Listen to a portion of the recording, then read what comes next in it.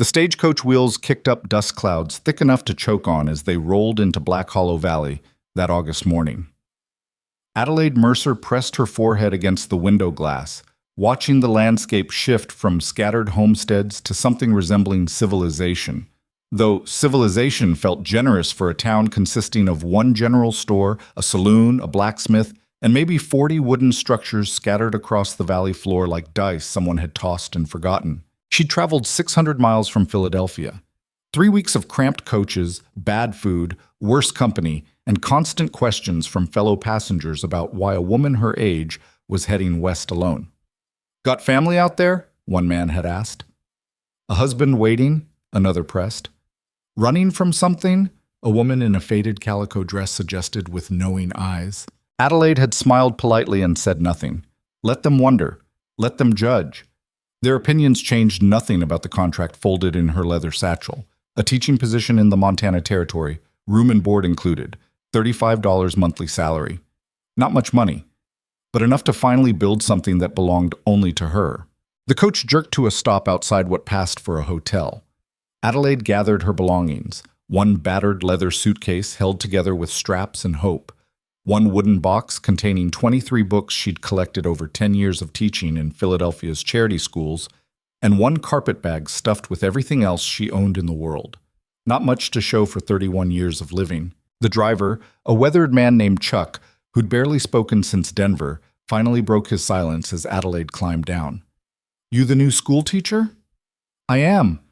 He spat tobacco juice into the dirt. "Good luck with that." "Thank you." "Wasn't a compliment, ma'am?" Adelaide met his eyes. "I know." The hotel proprietor was a thin woman with suspicious eyes and flour on her apron. She looked Adelaide up and down like she was evaluating livestock at auction. "You're smaller than I expected," the woman said flatly. Adelaide had heard variations of this her entire life. Too short, too round, too plain, too much of some things, not enough of others. She'd stopped caring what people expected years ago. "The room, please." $3 weekly, in advance. Adelaide paid. The room was barely larger than a closet, with a bed that sagged in the middle and a window that didn't close properly. But it was clean, and after 3 weeks of sleeping in stagecoaches, it looked like paradise. She washed her face, changed into a fresh dress, dark blue cotton, practical, with minimal trim, and headed downstairs to find the county office. The man behind the desk introduced himself as Samuel Porter, county administrator. He was maybe 50, with thinning hair and the permanent squint of someone who spent too much time reading documents by poor light. "Miss Mercer." He stood, shaking her hand with obvious surprise. "We weren't expecting you for another week." The coach made better time than anticipated. Indeed. He shuffled papers on his desk, clearly uncomfortable. "I should be direct with you, Miss Mercer. The teaching situation here is complicated." "How so?" "The schoolhouse we promised doesn't exactly exist yet." Adelaide waited. "We're using a barn, temporarily, on Riker Hale's ranch, about 30 miles north. He's allowing us to convert it into a classroom space until proper funding comes through for a real school building." "Allowing?" Porter's expression suggested this was exactly the wrong word. "The county has an agreement with Mr. Hale. He's required to provide the space as part of his land use contract with the territorial government, but I should warn you, he's not happy about it. That's his concern, not mine. Miss Mercer, you don't understand. Riker Hale is difficult. The last 3 teachers we sent quit within days. One left after a single afternoon. What did he do to them? Nothing illegal, but he made their lives miserable enough that they chose to leave." Porter leaned forward. "I'm being frank because you seem like a sensible woman. This position comes with challenges that go beyond typical frontier teaching. If you'd prefer to return to Philadelphia, we'll reimburse your travel costs." Adelaide considered this.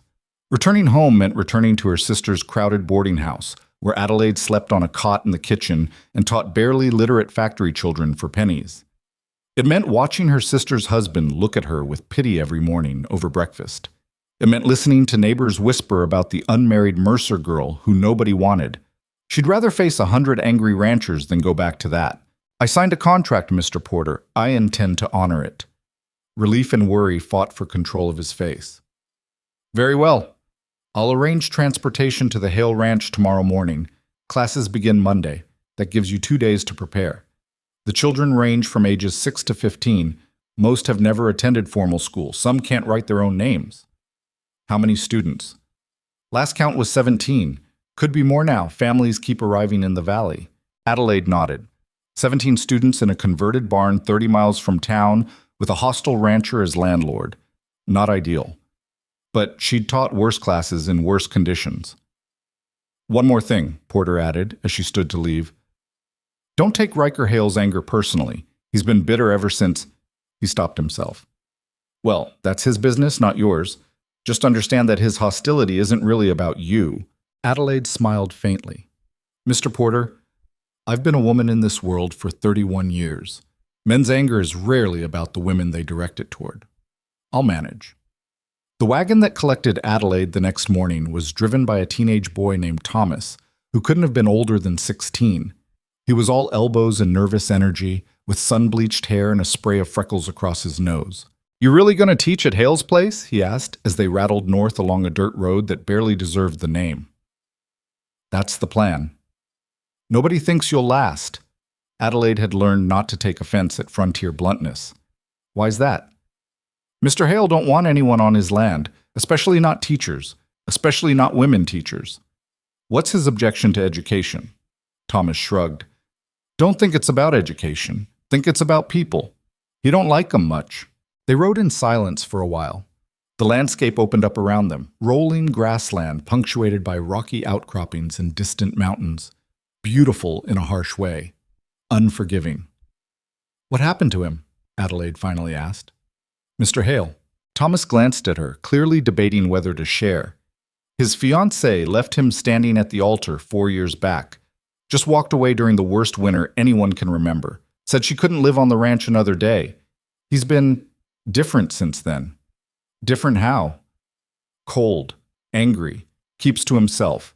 Half the ranch hands quit because they couldn't stand working for him. The ones who stayed are either desperate or too loyal to leave. Adelaide absorbed this. A broken heart didn't excuse cruelty, but it explained some things. And the barn we're using for school?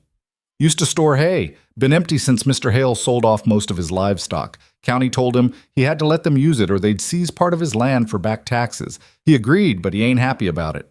The ranch appeared on the horizon around noon, a sprawling collection of buildings centered around a large main house that had clearly seen better days.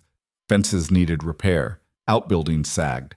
The whole place had the exhausted look of something barely holding itself together. Thomas stopped the wagon in front of a massive barn. That's your classroom. Adelaide climbed down, studying the structure. It was bigger than she'd expected. Solid construction, good bones. With work, it could be perfect. Miss Mercer. The voice came from behind her, deep, rough, with an edge that made the hair on her neck rise. She turned. Riker Hale stood maybe 20 feet away, and Adelaide's first thought was that he looked exactly like what happens when anger becomes a permanent state of being. He was tall, well over 6 feet, with broad shoulders and the kind of build that came from years of hard physical work. His dark hair needed cutting. His jaw was covered in several days' worth of stubble. His eyes were the cold gray of winter clouds, and they looked at Adelaide with such open hostility that it felt almost physical. "You're the new teacher." It wasn't a question. Adelaide Mercer. She didn't extend her hand. No point in forcing pleasantries neither of them wanted. "You won't last a week." "Perhaps not, but I'll try." Something flickered across his face, surprise maybe that she wasn't arguing. "The barn is available Monday through Friday, 8 to 4. You don't go near the house, you don't wander the property. You teach your classes and you leave. Clear?" "Perfectly."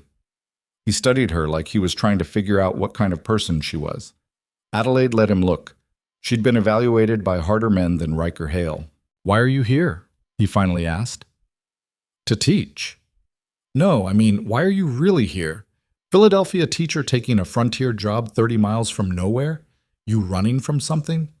Adelaide met his eyes steadily. "Aren't we all, Mr. Hale?" His jaw tightened. For a moment she thought he might actually order her off his property contract, or no contract. Then he just turned and walked away without another word. Thomas let out a breath he'd been holding. That went better than expected. Did it? He didn't shoot you. That's better than the last teacher got. He shot the last teacher? Shot at him. Missed on purpose, I think.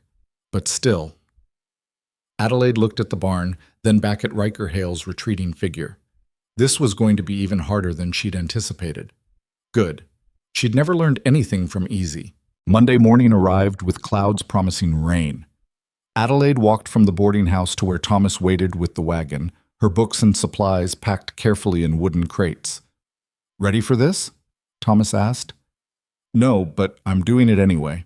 The ride to the ranch felt longer than it had before.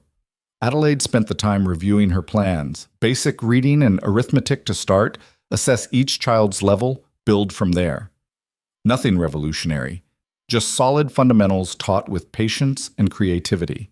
When they arrived, she was shocked to find the barn completely empty. Everything was gone. The hay bales she'd planned to use as temporary seating, the old workbenches that could serve as desks, even the lanterns that had hung from the rafters. All removed. Thomas stared. He cleaned it out. "So I see. What are you going to do?" Adelaide set down her crates and looked around the empty space. Massive support beams rose to a high ceiling. Windows on the east and west walls provided decent light. The floor was dirt, but packed hard from years of use. It could work. "Help me move these crates outside," she said. "Outside? We'll teach under the trees today." Thomas gaped at her. "You're serious?" "Mr. Hale controls the barn. He doesn't control the outdoors." They hauled everything to a spot beneath a massive oak tree about 50 yards from the barn. Adelaide spread a blanket on the ground, arranged her books on a flat rock, and waited. The children started arriving around 8 o'clock, brought by parents on horseback or in wagons. Adelaide counted 19 students total, 2 more than Porter had mentioned. They ranged from a tiny girl who looked barely 6 to a lanky boy who was probably 15 and already taller than Adelaide. The parents eyed the outdoor setup with confusion and concern. "Miss Mercer?" One woman approached, holding the hand of a small boy. "Is everything all right? Where's the classroom?" "Mr. Hale removed the furniture from the barn," Adelaide explained calmly. "So we're starting outside. Weather permitting, we'll use this spot. When it rains, we'll move to the barn regardless of furniture." The woman looked doubtful. "Are you sure? Your son's name?" "William, but he goes by Billy." Adelaide crouched down to Billy's level. He had a runny nose and dirt on his cheek and eyes that watched her like he expected trouble. "Hello, Billy. Do you know your letters?" He shook his head. "Numbers?" Another shake. "That's all right. That's why I'm here. By Christmas, you'll be able to write your name and count to 100. Does that sound good?" Billy nodded slowly. Adelaide stood, addressing all the parents. "Your children will be safe with me. They will learn, and I promise not to give up easily." One by one, the parents left. Adelaide turned to face her students. 19 pairs of eyes stared back at her with varying degrees of interest, skepticism, and fear. These were frontier children, tough, wary, unused to adults who didn't yell or hit.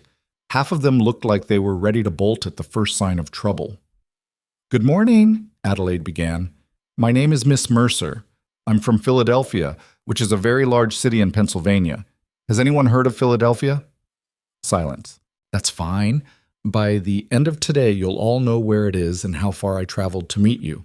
Now, I'm going to start by learning your names. When I point to you, please stand and tell me your name, your age, and one thing you love." She pointed to the oldest girl, who looked about 14 with dark hair and braids. The girl stood reluctantly. "Sarah Hutchins, 14. I like horses." "Wonderful, thank you, Sarah." They went around the circle. Billy was 6 and liked his dog. A boy named James was 12 and liked hunting. A tiny girl named Lucy was 7 and liked flowers. Each child shared their small piece of themselves, and Adelaide committed every name to memory. When they finished introductions, she pulled out a book from her crate. "This is a map of the United States. Who can point to where we are right now?" Blank stares. "No one." "That's all right. Geography is one of the things we'll study together." She traced her finger across the map. "We are here, in the Montana Territory, and I traveled from here, Philadelphia, to reach you. That's nearly 2,000 miles. Who knows what a mile is?" A boy named Thomas, different from Wagon Thomas, raised his hand hesitantly. It's a distance? Exactly right.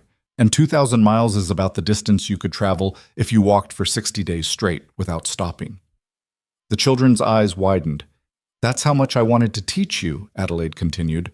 I rode in coaches, for 3 weeks because I think learning to read and write and understand the world is the most important thing anyone can do. Do you know why? Silence. Because knowledge is the one thing nobody can ever take from you. A ranch can burn down. Money can be stolen. Possessions can break. But once you learn something, really learn it, it belongs to you forever. And that makes you powerful. She had their attention now. Even the oldest boys who'd been slouching against the tree trunk had straightened up. So here's what we're going to do. Every day, I'm going to teach you things that will make you powerful. Reading, writing, arithmetic, geography, history, science. And in return, you're going to teach me about frontier life, because I've never lived outside a city, and I have a lot to learn. Does that sound fair? Nods around the circle. Good. Now who can count to 10? About half the hands went up. Excellent. Let's start there. They spent the morning on basic counting and letter recognition. Adelaide kept lessons short and varied, knowing these children weren't used to sitting still for long periods. Between lessons, she let them run and play, then called them back when it was time to work again. Around noon, she distributed the lunches she'd prepared, simple bread and cheese, but more than some of the children had brought with them. "Where'd you get food, Miss Mercer?" Billy asked through a mouthful of bread. "I bought it in town." "With your own money?" "Yes." "Why?" Adelaide smiled. "Because I'm your teacher. Taking care of you is part of my job." After lunch, they worked on writing names in the dirt with sticks. Most of the children had never held a pencil, so sticks were good practice. They giggled when Adelaide deliberately misspelled her own name and shouted corrections when she pretended not to know how to fix it. By 3 o'clock, the children were exhausted but happy. Parents started arriving for pickup, and Adelaide made a point to speak briefly with each one, reporting something positive about their child's day. "Billy learned all his letters up to F," she told his mother. "He has excellent focus." "Sarah can count to 30 without mistakes," she told Sarah's father. "She's very smart." As the last family left, Adelaide finally allowed herself to sit down under the tree. Her feet ached. Her voice was hoarse. She had dirt on her dress and grass stains on her sleeves. It had been one of the best days of her life. "They like you." Adelaide's head snapped up. Riker Hale stood near the barn, watching her with an unreadable expression. She stood, brushing off her skirt. "Children usually do once they realize I'm not going to hit them or yell at them." "You taught outside all day. You removed the furniture. What choice did I have?" His jaw worked like he was chewing on angry words. "The contract says I provide space. Doesn't say anything about furniture." "You're technically correct." "You won't last," he said again. But this time there was less certainty in his voice. "Maybe not, but it won't be for lack of trying." She picked up her empty crates. "Have a good evening, Mr. Hale." "You're not angry?" Adelaide paused. "About the furniture?" "No. You did what you thought would drive me away. It didn't work. We both learned something today." "What did I learn?" She met his eyes. "That I'm harder to break than you expected." She carried her supplies to where Thomas was waiting with the wagon, leaving Riker Hale standing alone in his empty barn. The next morning, Adelaide arrived to find the barn's large doors locked with a heavy chain. Thomas stared at the lock. "He's really going to fight you on this." "Apparently." "What are you going to do?" Adelaide looked at the oak tree where they'd taught yesterday. "Same as before. We'll make do." But when she went to set up beneath the tree, she discovered Riker had driven fence posts into the ground around it overnight, blocking access to the shaded area. She stood there for a long moment, staring at the posts. "That's just mean," Thomas muttered. Adelaide started laughing. Thomas looked at her like she'd lost her mind. "Miss Mercer?" "He built an entire fence to block one tree." She shook her head, still laughing. "The man works fast, I'll give him that." "So what now?" Adelaide studied the property. "There's a creek about 100 yards east. I saw it when we first arrived. We'll teach there today. The sound of running water will be nice." The children adapted without complaint. Several of them thought learning by the creek was an adventure. Adelaide turned it into a science lesson, having them examine water insects and discuss how streams worked. Around noon, Riker appeared on horseback, clearly expecting to find her frustrated and defeated. Instead, he found her sitting on a rock in the creek with her skirts hiked up to her knees, demonstrating how water flowing around her legs created currents while the children watched and took notes in the dirt. His expression would have been funny if it wasn't so hostile. "Miss Mercer, a word." Adelaide waded out of the creek, ignoring how her wet hem clung to her legs.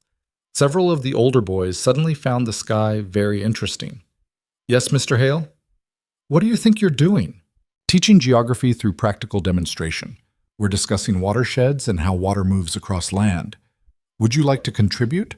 You know this terrain better than I do." He stared at her like she was speaking a foreign language. "You're supposed to be in the barn. You locked the barn." "Exactly. So we adapted. By teaching in a creek, the children are learning. That's what matters." A muscle in his jaw twitched. "You can't just—" He stopped, seeming to realize he'd backed himself into a corner. If he admitted she had a right to use his property, she'd use it. If he forbid her from the property entirely, he'd be breaking the county contract. "This is my land," he finally said, "and I'm following all your rules. I haven't gone near your house. I haven't wandered the property except to reach this creek, which is closer to the barn than the oak tree was. I'm teaching classes and nothing else." "You're making a mockery of education." "No, Mr. Hale. I'm making education work despite your best efforts to stop it." She walked past him back toward the children, leaving him standing ankle-deep in creek water, looking angrier than ever. That night, Thomas told her that Riker had destroyed 3 fence posts in a rage after she left. "He's not used to people standing up to him," Thomas explained, "especially women." "He'll adjust," Adelaide said. But Riker didn't adjust. He escalated. Over the next 3 weeks, he tried everything. He redirected the creek so it flooded their teaching area. Adelaide moved lessons to higher ground and turned it into a lesson about flooding and erosion. He drove his cattle herd through the teaching space in the middle of class. Adelaide had the children count the cattle and identify breeds, turning it into an arithmetic and agriculture lesson. He removed the wheel from Thomas's wagon so Adelaide couldn't get to the ranch. She walked the 6 miles instead and arrived only an hour late, teaching an extended day to make up the time. He hired a work crew to repair the barn's roof during school hours, creating deafening noise. Adelaide taught vocal projection and had the children practice speaking loud enough to be heard over the hammering.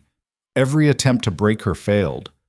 Worse, from Riker's perspective, the children were thriving. Parents started reporting that their kids were reading signs in town, doing arithmetic to help with ranch accounts, asking questions about history and science. The valley was buzzing with stories about the crazy teacher who wouldn't quit and the impossible lessons she created from thin air. And every evening, Riker watched from his porch as Adelaide packed her supplies and left, never complaining, never arguing, just quietly winning a war he'd started. It was driving him insane. "Why won't you just leave?" he demanded one Friday afternoon, confronting her as she headed to the wagon.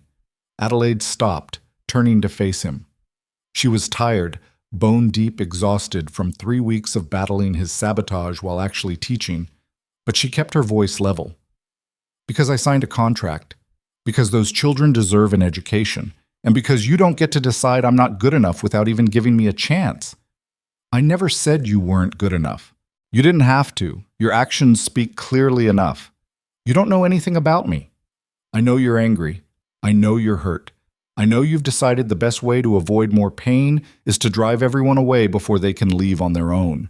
She picked up her crates. "But I'm not here to heal you, Mr. Hale. I'm here to teach children. So either help me or stop interfering, but make a choice, because this half-measure hostility is exhausting for both of us." She walked to the wagon without looking back. Riker stood in the yard long after she'd left, her words echoing in his head. Nobody had spoken to him like that in years. Nobody had seen through him that clearly, and nobody, absolutely nobody, had ever called his bluff and won. The first snow came early that year, dusting the valley in mid-September. Adelaide arrived at the ranch to find that Riker had finally unlocked the barn doors. She stood in the entrance, suspicious, looking for the trap. The barn was still empty of furniture, but it was warm and dry, and with winter coming, she couldn't afford pride. The children needed shelter. Thomas, help me move the crates inside. They set up in one corner using flat rocks as seats again. It wasn't comfortable, but it was better than teaching in snow. The children filed in, excited about the new classroom. Adelaide started the morning lesson, reading practice using one of the few books she'd brought from Philadelphia. Halfway through, she heard hammering from outside. She tried to ignore it, probably another intimidation tactic. But at lunch, when the children went outside to eat and play, Adelaide discovered rough wooden benches lined up along the barn's south wall. She stared at them. They were crude, clearly built in a hurry by someone who cared more about function than appearance. But they were solid. Real seating. Mr. Hale made those, Thomas said, appearing beside her. Saw him working on them this morning before sunrise. Adelaide ran her hand along one rough-hewn plank. Why? Thomas shrugged. Maybe he's tired of fighting, or maybe... He trailed off. Maybe what? Maybe he's starting to see you ain't like the others, the ones who left, I mean. Adelaide didn't respond. She didn't trust this. Riker Hale had spent a month trying to drive her away. He didn't just stop fighting without reason. But when the children came back inside after lunch, she had them help arrange the benches in rows. And for the first time since arriving, they looked like a real classroom. That afternoon, a stack of firewood appeared outside the barn entrance. 2 days later, someone repaired the broken window that had been letting in cold drafts. A week after that, Adelaide arrived to find a small wood stove installed in the corner with a metal pipe running up through the roof. Riker was never there when she arrived, never stayed when she caught glimpses of him working around the ranch. But the changes kept appearing, silent offerings that said more than words could. The children noticed. Miss Mercer, Mr. Hale brought us desks, Lucy announced excitedly one Monday morning. Indeed, 4 rough wooden desks sat along the wall. Not enough for everyone, but better than rocks and ground. So he did, Adelaide said quietly. Does this mean he don't hate us anymore? Billy asked. I don't think he ever hated you, Billy. I think he was scared. Of what? Of caring about people again. That answer seemed to satisfy them. Children understood fear better than adults usually did. October arrived with crisp mornings and brilliant fall colors. The ranch had settled into an uneasy peace. Riker still didn't speak to Adelaide beyond terse necessary communications, but he'd stopped actively sabotaging her work. Progress. Then Adelaide got sick. It started as a scratchy throat Thursday morning. By Friday afternoon, she had a fever and body aches that made standing difficult. But she pushed through, teaching abbreviated lessons and sending the children home early. Thomas helped her into the wagon. You look terrible, Miss Mercer. Thank you, Thomas. Very encouraging. I mean, you look really sick. Maybe you should rest tomorrow. I'll be fine by Monday. She wasn't fine by Monday. She wasn't fine by Wednesday. By Thursday, Adelaide could barely get out of bed. Her fever spiked and broke.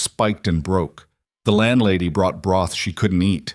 The doctor visited and prescribed rest and fluids she couldn't afford. Adelaide lay in her tiny room, watching ceiling shadows shift with the sun, wondering if she was going to die in a Montana Territory boarding house 30 miles from the students who needed her.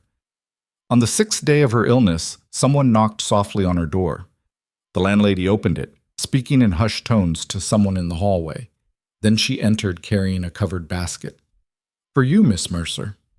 What is it? Food. Good food. Soup, bread, preserves. Enough for a week. Adelaide tried to sit up. Who brought it? Man didn't leave his name. Just said to tell you to get better and stop being stubborn. She knew immediately. The landlady must have as well, judging by her knowing smile. There's also this. The landlady handed her a small leather pouch. Money for the doctor and medicine. I can't accept. He didn't give you much choice.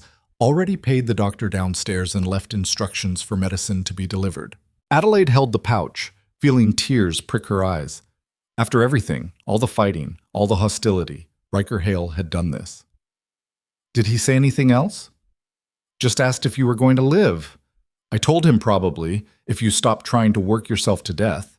Adelaide laughed, which turned into coughing. Thank you. Over the next 3 days, someone delivered fresh food every morning, always left outside her door. Never a note, never a visit. But she knew. By Monday, Adelaide was well enough to return to work. Still weak, still tired, but functional. When she arrived at the ranch, she found Riker standing by the barn door, waiting. They looked at each other across the yard. So much had changed. So much remained unspoken. "Thank you," Adelaide finally said, "for the food, the medicine, everything. Don't read into it. I'm just grateful." He shifted uncomfortably. "You should have rested longer. The children need consistency. They need a teacher who doesn't collapse mid-lesson." "I'm fine." "You're stubborn." "Yes, you may have noticed that about me." The corner of his mouth twitched.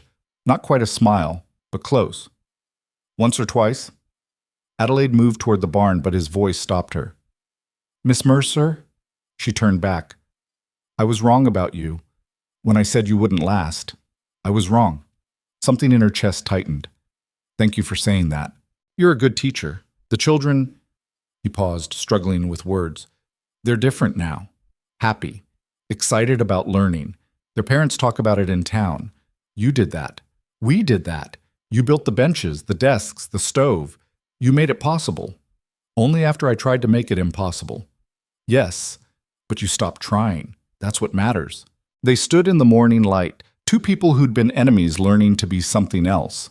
Not friends, not yet, but not adversaries anymore either. "The barn is yours," Riker said quietly. "Really yours. I won't interfere again." "I believe you. And if you need anything, supplies, repairs, whatever, just ask." "I will." He nodded once, then walked away, leaving Adelaide staring after him with the strange feeling that something fundamental had just shifted between them. Inside the barn, the children were waiting, bouncing with excitement. "We made you cards!" Lucy rushed forward, thrusting a piece of bark at Adelaide. On it, someone had burned crude letters. "Get well, Miss Mercer." Adelaide's throat tightened. "You made this for me?" "We all made them." Sarah held up more bark pieces, each one decorated with burned or charcoal-written messages. Adelaide looked at their eager faces, these frontier children who'd never had a teacher before, who'd taken her into their hearts so completely. "These are the most beautiful things anyone's ever given me," she said honestly. And for the first time since arriving in Black Hollow Valley, Adelaide Mercer felt like she'd finally found where she belonged. November settled over the valley with early darkness and cold winds that promised a brutal winter ahead. The ranch had become Adelaide's second home. She knew where Riker kept tools, which cattle grazed, which pastures, how the irrigation systems worked. The children had progressed remarkably. Most could now read simple sentences and perform basic arithmetic. Some of the older students were reading actual books. But Adelaide noticed something strange. Every evening, just before sunset, Riker would stand on his porch and stare toward the western hills with an expression of such profound sadness that it hurt to witness. One Friday, after the children left, Adelaide approached him instead of heading straight to the wagon. He noticed her coming, his expression shuddering immediately. "Did you need something?" "No, I wanted to—" She hesitated. They'd achieved a working peace, but intimacy was different. "I wanted to ask if you're all right." "Why wouldn't I be? You seem sad. In the evenings especially." His jaw tightened. "That's not your concern." "You're right. I apologize." She started to walk away, but his voice stopped her. "There's a grave on those hills. Can you see it?" Adelaide turned back, squinting toward the western rise. There, a small plot surrounded by a wooden fence with a marker just visible against the sky. "My younger sister," Riker continued, his voice flat. "Claire. She died when she was 8, 20 years ago." "I'm so sorry. This time of year is hard. She died in November. A fever that wouldn't break." Adelaide understood immediately. "And when I got sick last month, it brought it back, yes." He leaned against the porch post, suddenly looking exhausted. "I watched my father try everything to save her. We had no doctor, no medicine. She just burned up from the inside, and I couldn't do anything except watch." "Is that why you sent the medicine when I was ill?" "I wasn't going to watch someone else die for lack of help. Not if I could prevent it." Adelaide's heart ached for this man who'd been carrying so much pain for so long. "I didn't know. Thank you for telling me.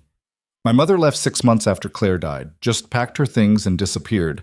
We later heard she'd gone back to St. Louis, remarried. never contacted us again. That must have been terrible. My father never recovered. He ran the ranch, kept things going, but something in him was broken. When he died 5 years ago, I thought I'd be relieved. Instead, I just felt more alone. And then your fiancée, Emma. He said the name like it cost him something. We were engaged for 2 years. I thought she understood what frontier life was like. But that winter, he shook his head. The snow wouldn't stop. Supplies ran low. We lost livestock. The isolation got to her. She started saying she couldn't breathe, couldn't think, couldn't survive another day here. I tried to be patient, tried to help. But on what should have been our wedding day, I found a note instead of a bride. What did it say? I'm sorry. I can't. He laughed bitterly. 4 words. That's what 2 years of promises amounted to. Adelaide moved closer, not touching him but present. I understand why you didn't want me here, why you fought so hard to make me leave. Because everyone leaves eventually. My mother, Emma, every ranch hand I've ever trusted. People see the isolation and the work and the loneliness, and they run. I'm still here. For now. Riker. She used his first name without thinking. I'm not them. Everyone says that. Maybe, but I've been here almost 3 months. I've taught through sabotage, illness, storms, and conditions that would have broken most people. I'm not staying because I'm naive about what frontier life is like. I'm staying because I choose this, every single day. He looked at her then, really looked, and Adelaide saw something crack in his defenses. Why? He asked quietly. You could teach anywhere. Why choose this? Because for the first time in my life, I'm building something that's mine. Not my sister's charity. Not a job where I'm barely tolerated. Mine. These children are mine. This classroom is mine. Even this stubborn, angry rancher who tried to drive me away has become mine, in a way. Yours? Someone I care about. Someone I want to succeed. She stopped, realizing she was saying too much. But Riker had gone very still. Someone you what? Adelaide met his eyes. Someone I understand. We're not that different, you and I. Both of us have been hurt. Both of us built walls. The difference is I'm trying to tear mine down, and you're still building yours higher. Walls kept me safe. No, walls kept you alone. Safe would be letting people in and trusting they won't all leave. That's easy to say. It's terrifying to do, I know, but Riker... She took a breath. What if I stayed? Not just this year, but next year, and the year after that? What if some people actually mean it when they say they're not going anywhere? He stared at her like she'd spoken in a foreign language, like the concept of someone choosing to stay was so foreign he couldn't quite grasp it. I should go, Adelaide said softly. Thomas is waiting, but think about what I said. She walked to the wagon, feeling Riker's eyes on her back the entire way. That night, lying in her boarding house bed, Adelaide admitted something to herself she'd been avoiding for weeks. She was falling for Riker Hale. It was inconvenient and complicated and possibly stupid. But it was true. The storm that would change everything arrived 3 days before Thanksgiving.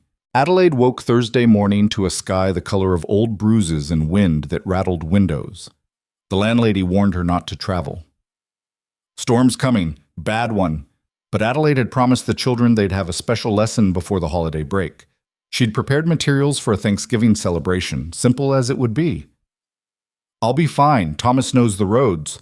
Thomas, however, looked worried when she climbed into the wagon. We should turn back if it gets worse. Agreed. They made it to the ranch just as the first snowflakes began to fall. Not the gentle winter snow Adelaide remembered from Philadelphia, but hard pellets of ice driven by wind that felt like needles against skin. The children arrived, bundled in every piece of clothing they owned. Adelaide counted heads, 18 present, 1 absent. Lucy hadn't come. Her ma kept her home, Sarah explained, said the weather was too bad. Adelaide started the lesson, but kept glancing out the barn door at the darkening sky. The wind was getting stronger, the temperature dropping fast. By noon, visibility was nearly 0. We need to send the children home, Thomas said quietly, before it gets worse. Adelaide agreed. They bundled up the students and sent them off with parents who'd arrived early, faces grim with worry. By 1 o'clock, the barn was empty except for Adelaide, Thomas, and Riker, who'd appeared from the main house. You need to leave. Now! Riker's voice was urgent. This is going to be a bad one. We're going. Adelaide gathered her materials quickly. But when they stepped outside, the world had disappeared into white chaos. Thomas led the horses carefully toward the road, but within minutes, he pulled up short. I can't see the path. If we go off the road, we'll end up in a ravine. Riker rode up beside them. Turn back. You'll have to wait out the storm at the ranch. We can't. You'll die if you try leaving now. Turn around. Thomas looked at Adelaide. She looked at the impenetrable white surrounding them and made the only choice she could. All right. They made it back to the barn, but Riker shook his head. No heat in there. You'll freeze. Come to the house. Adelaide had never been inside Riker's house. His one rule had been clear from the beginning. But nothing about this situation was normal. The house was larger inside than it looked. Sturdy construction, solid furniture, everything neat but cold. Like a place where someone existed but didn't live.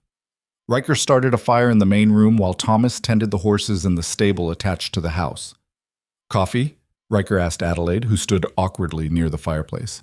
Yes, please. He moved around the kitchen with efficient movements, brewing strong coffee that filled the house with warmth. Adelaide accepted a cup gratefully, wrapping her hands around the heat. How long do you think the storm will last? Could be hours, could be days. He looked out the window at the white wall beyond. We're lucky you didn't make it farther before turning back. Thank you for letting us stay. Not much choice. Still, I know having people in your house is difficult for you. He looked at her then, and something in his expression was different, softer. It's not as difficult as I thought it would be. Thomas came in, brushing snow from his coat. Horses are settled. This is some storm. They spent the afternoon waiting. The storm didn't let up.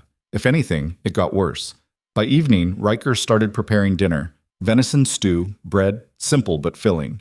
Adelaide helped without being asked, moving around his kitchen like they'd done this before. Thomas watched them with knowing eyes but said nothing.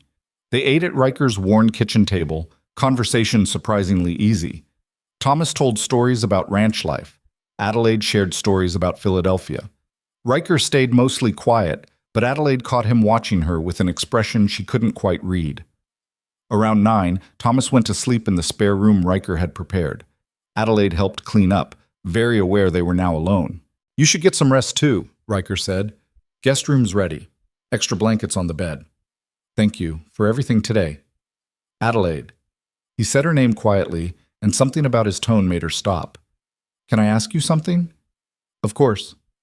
Earlier, when we were talking about people leaving, did you mean it? What you said about staying?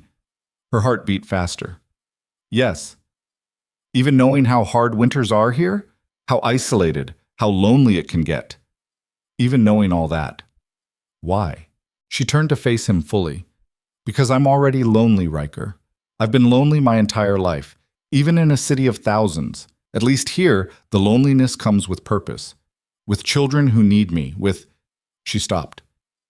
With what? With you. The words hung in the air between them. Riker closed the distance between them slowly, giving her time to move away. She didn't.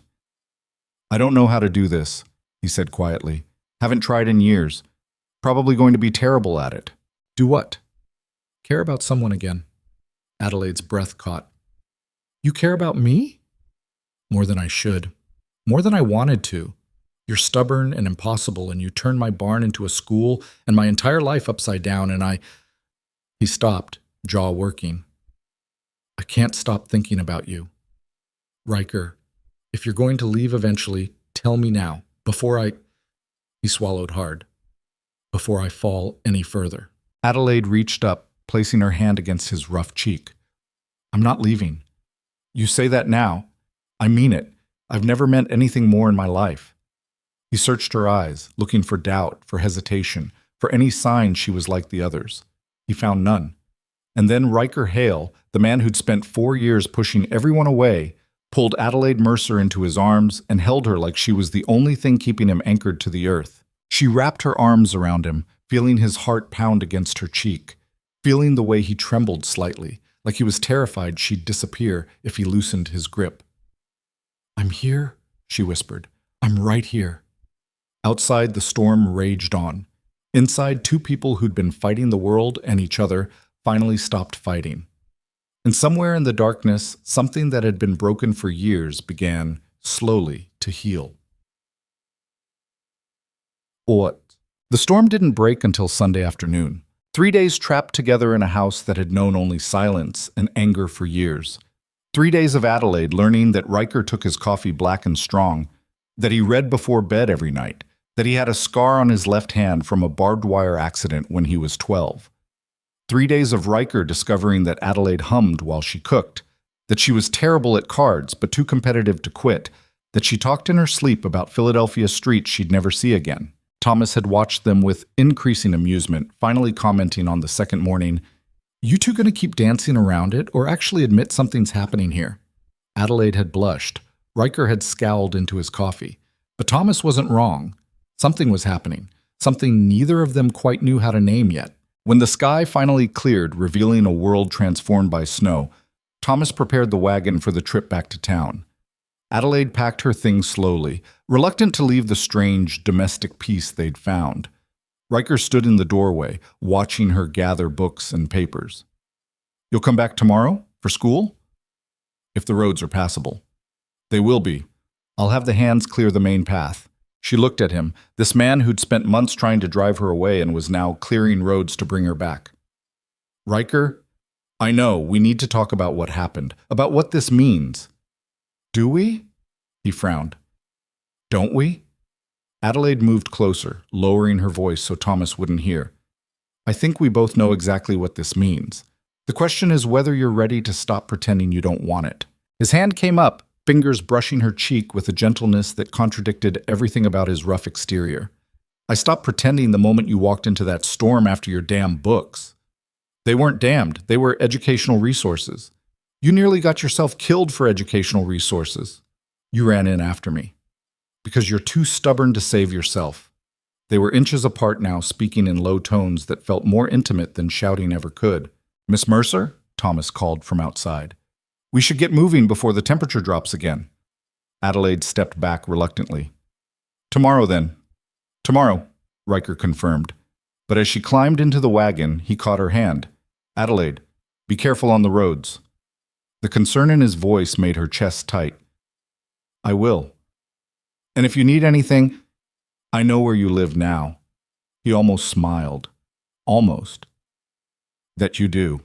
The ride back to town was slow, the wagon wheels crunching through snow that sparkled under weak sunlight. Thomas kept glancing at Adelaide with barely suppressed glee. "So," he finally said, "you and Mr. Hale." "Thomas, I'm just saying I had money on Christmas. Wasn't expecting Thanksgiving." "There's nothing to bet on." "Sure there isn't. That's why he watched you, like you might disappear every time you left a room. And why you couldn't stop looking at him when you thought he wasn't paying attention." Adelaide felt heat creep up her neck. "It's complicated." "Most good things are." Thomas was quiet for a moment. "For what it's worth, I think it's good, for both of you. He's been half dead since Emma left. And you—" He paused. "I what?" "You've been running from something since you got here. Don't know what. But whatever it was, I think you might finally be done running." Adelaide looked at the snow-covered valley, thinking about Thomas's words. Was that what she'd been doing? Running? Maybe. Probably. But running toward something could look a lot like running away, depending on your perspective. The town was still digging out from the storm when they arrived. Adelaide paid Thomas for his trouble and headed to her room, where she collapsed onto the bed and let herself feel everything she'd been holding back for 3 days.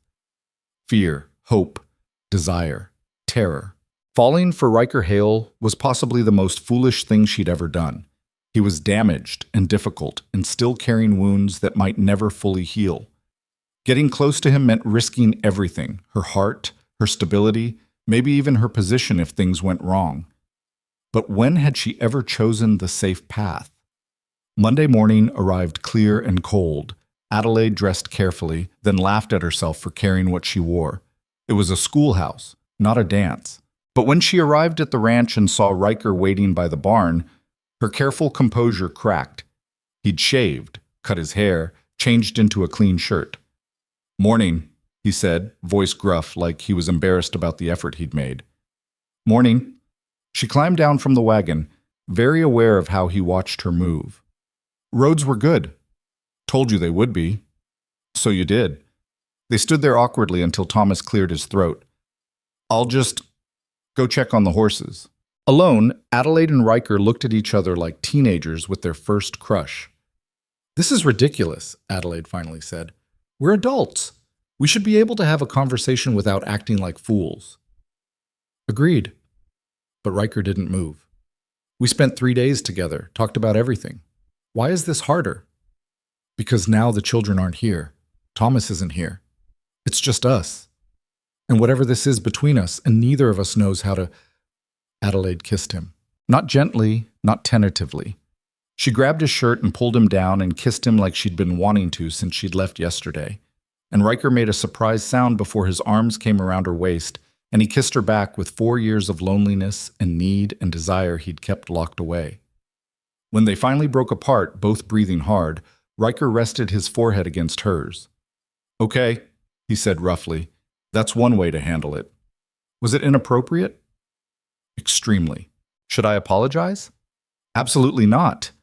Adelaide laughed, and the tension between them finally cracked. We're a mess.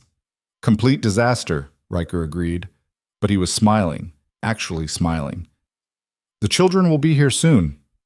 Let them come. They probably already know anyway. Know what? That their teacher has terrible taste in men. Adelaide pulled back to look at him. My taste is excellent. You're just bad at recognizing your own worth. Something in his expression shifted, softened. How do you do that? Do what? Say exactly what I need to hear without me having to ask. Years of teaching children. You learn to read people. I'm not a child. No. Adelaide's voice dropped. You're definitely not. The sound of wagons approaching broke the moment. Riker stepped back, clearing his throat. I should let you work. Will you stay? For the morning lesson? He looked surprised. You want me to? The children would love it, and you know more about frontier survival than any book I have. I'm not a teacher. Neither was I until I decided to be. Riker hesitated, clearly uncomfortable with the idea. But Adelaide saw the longing in his eyes, the desire to be part of something, to connect with the community he'd isolated himself from for so long. Just for an hour, she pressed. Tell them about tracking animals, or reading weather, or how to survive if they get lost. You're not going to let this go. Not even a little bit, he sighed. 1 hour. But if they throw things, I'm leaving. They're 6 to 15 years old, not barbarians. You haven't met Billy when he's bored. Adelaide laughed, and they turned together to greet the arriving children. The students noticed immediately. Children always did. Miss Mercer, you're smiling different, Lucy said with a 7-year-old's blunt observation. Am I? Uh-huh. And Mr. Hale is here. He never stays for lessons. Mr. Hale has agreed to teach you some practical survival skills today. Excited chatter erupted. The children had been both fascinated and terrified by Riker since Adelaide arrived. Having him actually participate in class was unprecedented. Riker looked uncomfortable under their eager stares. Adelaide touched his arm gently. You'll be fine. Just talk to them like they're people, not property. That's a low bar. And yet some adults still fail to clear it. He snorted, then faced the children. For a moment, he just stood there, and Adelaide worried he'd bolt. But then he crouched down to their level, and his voice, usually so harsh, gentled. How many of you have ever been lost? Several hands went up. Scared? All the hands. Being scared is smart. Means you respect danger. But scared and prepared are different things. Today, I'm going to teach you how to stay alive if you ever find yourself alone in the wilderness. For the next hour, Adelaide watched Riker transform. He showed them how to find north without a compass, how to identify edible plants, how to signal for help using smoke and mirrors. The children hung on every word, and Riker, prickly, angry Riker, was patient and thorough and surprisingly good at explaining complex concepts in ways they could understand. When the lesson ended, the children mobbed him with questions. Riker fielded them all, and Adelaide saw something she'd never seen before. Pride. He was proud of himself, proud of what he could teach, proud to be useful. After the children returned to their regular studies, Riker approached Adelaide. That wasn't terrible. It was excellent. They're good kids, smart. Thanks to you, the barn, the desks, the heat, you gave them a real classroom. That matters. Riker shifted his weight, uncomfortable with praise. You did the hard part. I just built things. Building things is love, Riker. Physical, tangible love. These children feel cared for because of what you've done. He looked at her for a long moment. You see good in people even when it's not there. It's there. You just hide it better than most. Before Riker could respond, Sarah approached timidly. Mr. Hale, can you teach us again? Maybe about horses next time? Riker glanced at Adelaide, who nodded encouragingly. Maybe, if Miss Mercer agrees. Please, Miss Mercer, multiple children chimed in. I think that's an excellent idea. Mr. Hale can give practical lessons twice a week, Tuesdays and Thursdays? Riker looked trapped, but not entirely unhappy about it. I suppose I could manage that. The children cheered, and just like that, Riker Hale became part of the school he'd tried so hard to destroy. Over the following weeks, a new rhythm emerged. Adelaide taught core subjects while Riker handled practical frontier skills. She covered mathematics, reading, and writing while he demonstrated animal tracking, basic veterinary care, and weather prediction. The children thrived under their combined attention, and the valley started talking. Never thought I'd see Riker Hale teaching children, one mother said during pickup. He's different now, another agreed. Less angry. That teacher's doing something right. Adelaide pretended not to hear these conversations, but they warmed her anyway. Change was happening, slowly, imperfectly, but definitely happening. The first real challenge came in mid-December when Billy arrived at school with bruises on his arms. Adelaide noticed immediately. Billy, what happened? Nothing, Miss Mercer. He pulled his sleeves down, avoiding her eyes. Billy, I fell. That's all. But Adelaide had grown up around violence. She recognized defensive wounds when she saw them. After class, she asked Thomas to stay with the other children while she took Billy aside. They sat on a bench near the barn, and Adelaide spoke quietly. Billy, I need you to tell me the truth. Did someone hurt you? His lower lip trembled. Pa was drunk. He gets mean when he drinks. Adelaide's stomach dropped. Does this happen often? Sometimes. Ma says I shouldn't make him angry, but I didn't mean to. I just knocked over his bottle by accident, and he... Billy started crying. Please don't tell. He'll be worse if he knows I said something. Adelaide pulled him into a hug, her mind racing. In Philadelphia, there were agencies that handled this, procedures. Here on the frontier, law was scarce, and family business was considered private. But she couldn't ignore this. Billy, listen to me. What your father did is wrong. You didn't deserve it. Do you understand? He says I'm stupid and clumsy, and he's wrong. You're one of my best students, smart and kind and brave. She pulled back to look at him. I'm going to help you. I promise. How? Good question. Adelaide had no official authority, but she knew someone who did have influence in the valley. After Billy left, Adelaide found Riker mending fence near the barn. He took one look at her face and set down his tools. What's wrong? She told him everything. Riker's expression went deadly calm, the kind of calm that preceded violence. Where does Billy's family live? About 5 miles east. But Riker, you can't just... Watch me. Violence won't solve this. Neither will ignoring it. I'm not suggesting we ignore it, but storming over there will make things worse for Billy. Riker paced like a caged animal. So what do you suggest? Adelaide thought fast. You're one of the largest landowners in the valley. People respect you, fear you honestly. If you make it known that Billy and his mother are under your protection, that you're watching their situation, his father might think twice. And if he doesn't? Then we escalate, carefully. But we start with intimidation before moving to confrontation. Riker studied her. You've thought about this. I grew up in a rough neighborhood. I know how these things work. All right, I'll pay them a visit. Friendly-like, just making sure they know their son has people who care about him. Take Thomas. Witness his help. You're good at this. At what? Strategy. Reading situations. Protecting people without making yourself the target. Adelaide smiled sadly. learned from necessity. That evening, Riker and Thomas rode to Billy's homestead. When they returned 2 hours later, Riker's knuckles were bruised. "Tell me you didn't—" "I didn't start anything, but I finished it." Riker's voice was flat. "Billy's father made some comments about minding my own business.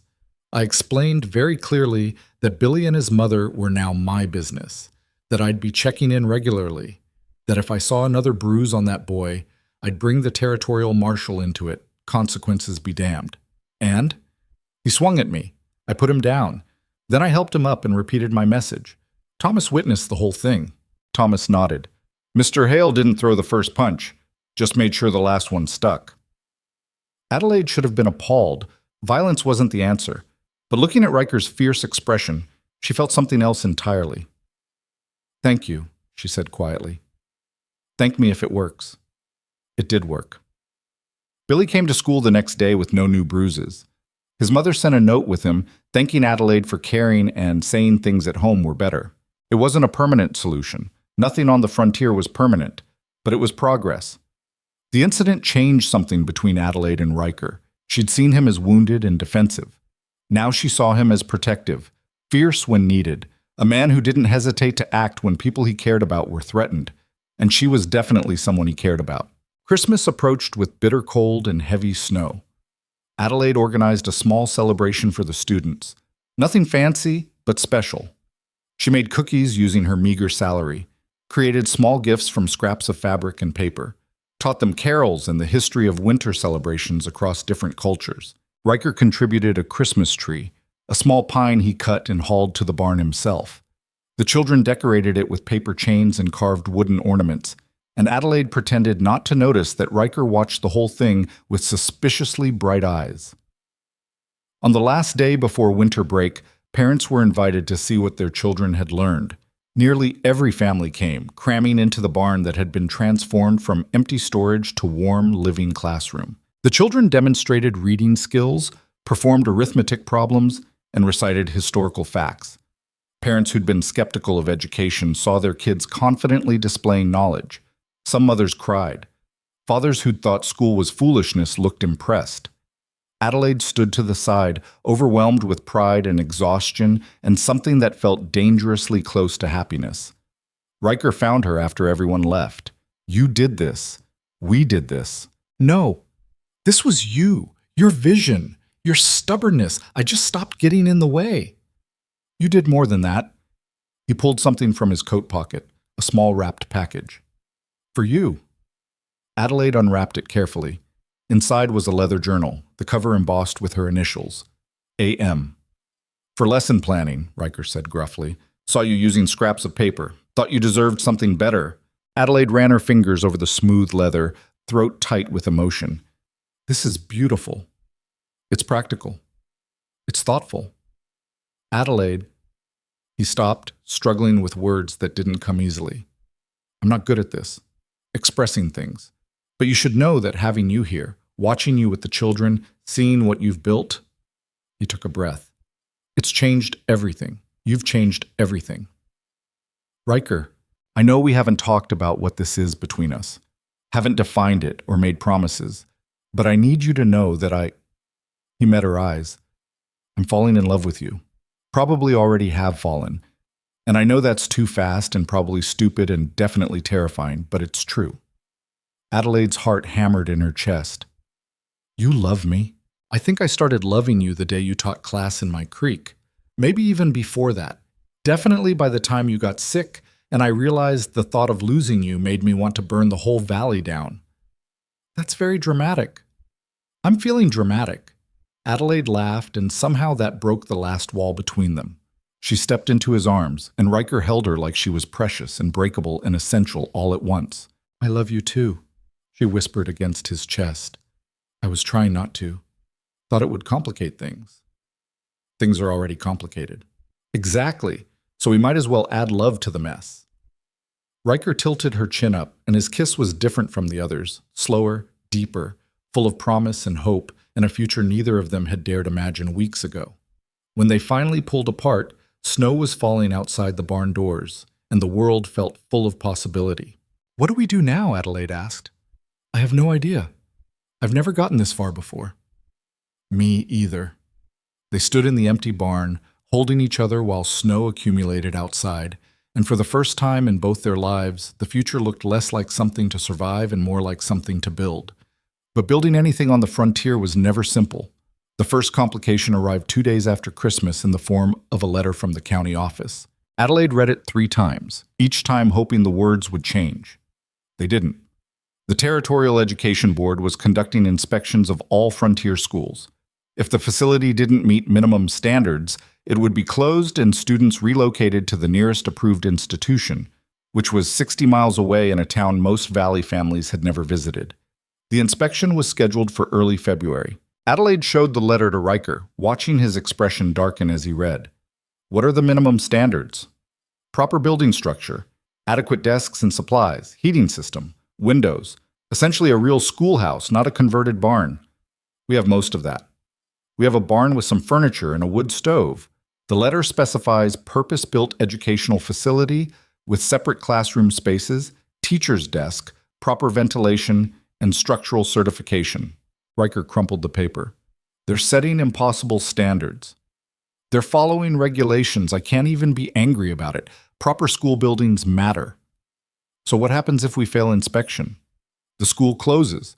The children get sent away to boarding facilities where most families can't afford to visit. Everything we've built ends.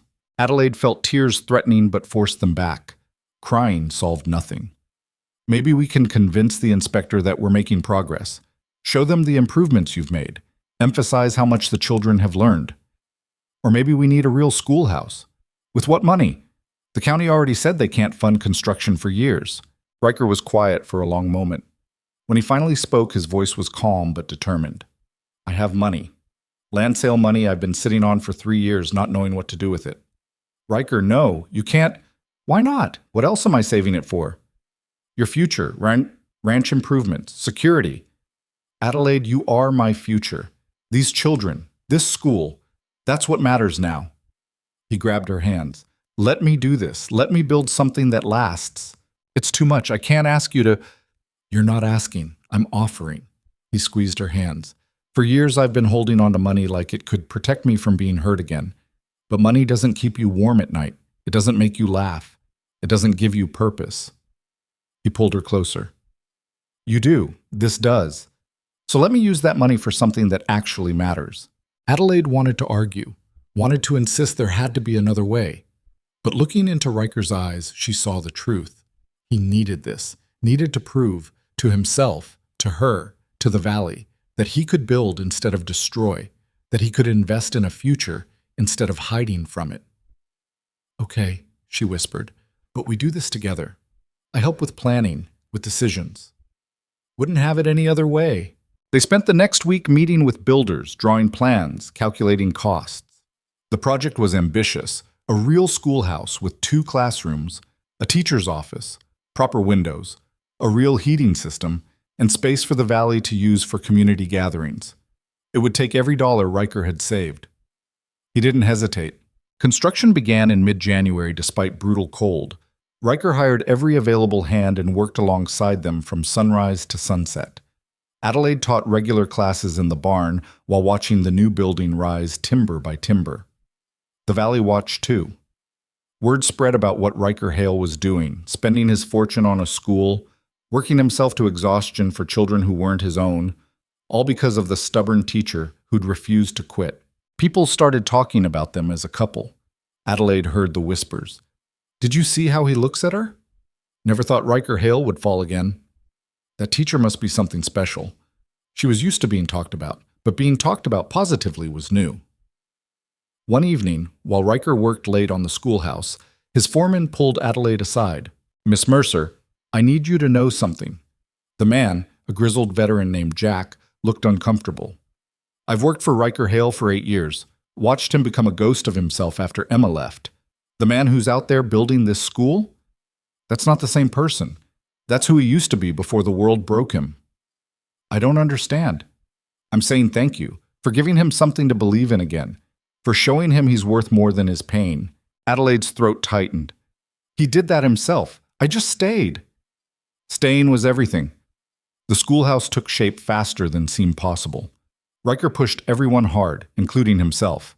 Adelaide worried he'd collapse from exhaustion, but every time she suggested he rest, he'd just kiss her forehead and return to work. "I'm fine," became his automatic response. "You're going to make yourself sick. Building a school won't kill me. Stubbornness might." Look who's talking. But Adelaide noticed the toll it was taking. The shadows under his eyes, the way he moved more stiffly each morning, the barely hidden exhaustion. On a particularly cold Friday, she brought dinner to the construction site. Stew and bread, enough for all the workers. The men accepted gratefully, warming themselves around a fire while they ate. Riker sat next to Adelaide on a stack of lumber, so close their shoulders touched. "Building looks good," she said. "It's getting there." "You're working too hard. There's a deadline. There's always a deadline. That doesn't mean you destroy yourself meeting it." He was quiet for a moment. "I keep thinking about what happens if we fail the inspection anyway. If all this work amounts to nothing. It won't be nothing. Riker, even if the worst happens, you'll have built something beautiful, something that proves you're more than your past. I need the inspector to approve it. Need to prove I can—" He stopped. "Can what?" "Finish something, follow through, not let people down." Adelaide understood then. This wasn't just about the school. It was about Emma, about his mother, about everyone who'd left him feeling like he wasn't enough. "You've already proven that," she said softly. "Every day you show up, every moment you choose to stay. You're not the man who was abandoned, Riker. You're the man who survived being abandoned and decided to build something anyway." He leaned his head against hers. "How are you always so sure about things?" "I'm not. I'm terrified most of the time. I just pretend really well." "That makes two of us." They sat in comfortable silence while around them, workers finished their meals and returned to construction. The sun was setting, painting the sky in shades of orange and pink, and Adelaide thought about how much had changed since that first day when Riker had stood in this same spot and told her she wouldn't last a week. She'd lasted 4 months. And she was just getting started. The schoolhouse was 3 weeks from completion when Emma returned to Black Hollow Valley. Adelaide was reviewing lessons in the old barn when Thomas burst through the doors, his face flushed and his words tumbling out too fast. "Miss Mercer, you need to know, there's a woman," she'd just arrived, "asking about Mr. Hale." "Slow down, Thomas. What woman?" "Emma. His Emma. The one who left him." Adelaide felt her stomach drop. "She's here? In the valley? Staying at the hotel. Already caused a stir. Everyone's talking about why she'd come back now after all this time." Adelaide set down her papers with hands that wanted to shake but wouldn't. "Does Riker know?" "Don't think so. He's been at the construction site since dawn. Then we don't tell him, not until we understand what she wants." Thomas looked doubtful. "Miss Mercer, everybody in town knows. He'll hear by evening." "Then I need to talk to her first." "That's a terrible idea."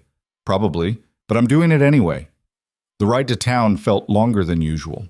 Adelaide used the time to organize her thoughts, to build walls around the panic trying to claw its way up her throat. Emma was Riker's past. Adelaide was supposed to be his future, but the past had a way of reshaping futures without permission. The hotel proprietor directed Adelaide to room 7 with a knowing look that made Adelaide want to scream. Instead, she climbed the stairs and knocked before she could talk herself out of it. The woman who opened the door was beautiful. There was no other word for it. Blonde hair, perfectly arranged despite travel. Porcelain skin. Blue eyes that widened with surprise at finding another woman on her doorstep. "Yes?" "Emma Westfield?" "Emma Crawford now. I remarried." "And you are?" "Adelaide Mercer. I teach at the Valley School." Understanding dawned across Emma's face. "Ah, the teacher everyone's talking about, the one who's been living in Riker's barn. Working in his barn, teaching children. Is that all you've been doing?" Adelaide met her stare evenly. "Why are you here?" Emma stepped back, gesturing for Adelaide to enter. The room was nicer than Adelaide's, larger, with better furniture and a window that actually closed properly. Money showed in every detail. "I came to see Riker, to apologize for how I left things." 4 years later? "I know. I'm not proud of my timing." Emma sat on the bed, her hands folded in her lap like a painting of propriety. "My second marriage recently ended. Divorce, very messy. During all of it, I kept thinking about Riker, about how badly I treated him. So you came back to ease your conscience? I came back to make amends. There's a difference. Adelaide remained standing. He's happy now, building something important, moving forward. With you? That's none of your business. Emma smiled, but it didn't reach her eyes. He used to look at me the way I hear he looks at you now, completely devoted, like I was the only thing keeping him tethered to Earth. She paused. I wonder if he's told you what happened, the real reason I left. He told me you couldn't handle frontier life. Is that what he said? Emma laughed softly. That's generous of him. The truth is messier than that. Adelaide didn't want to hear this, wanted to walk out and pretend this conversation never happened, but she stayed rooted to the floor, waiting.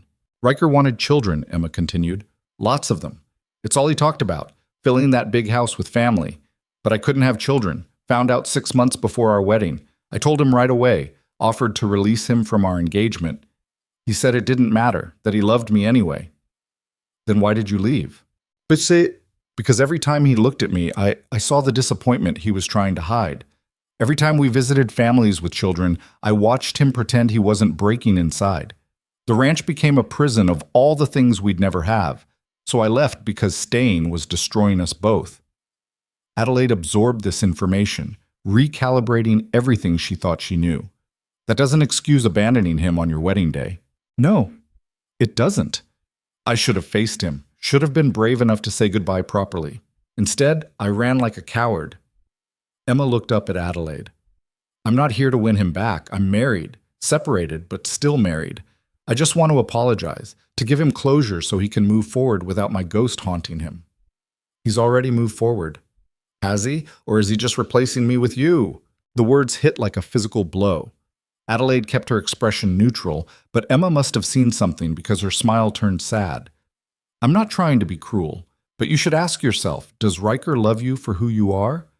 Or does he love that you're not me, that you stayed when I left? There's a difference, Miss Mercer, and you deserve to know which one it is. Adelaide left without responding. What could she say? The question had planted itself in her mind like a burr, impossible to dislodge.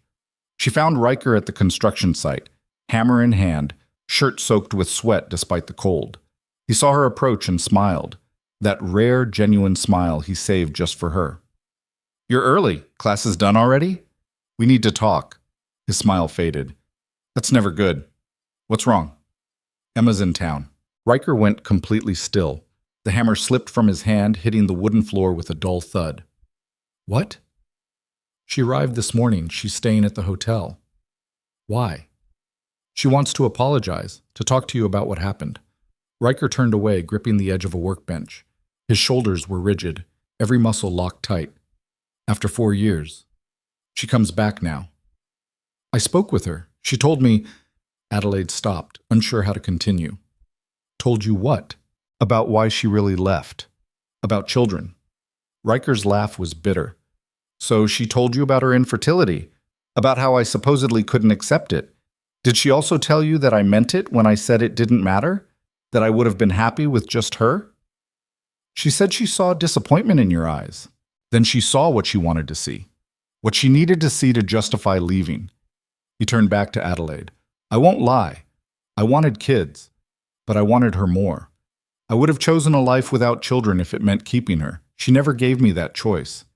She thinks she was saving you from a life of regret. She was saving herself from having to trust me.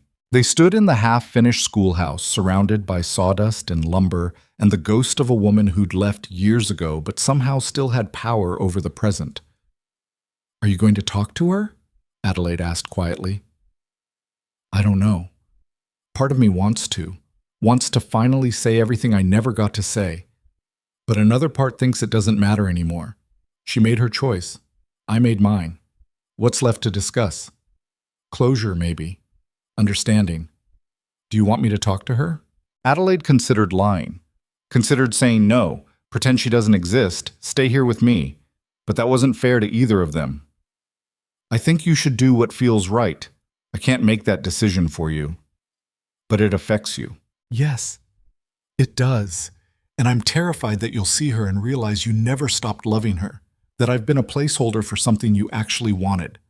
Adelaide forced herself to voice the fear Emma had planted. I need to know, Riker. Do you love me? Or do you love that I'm not her?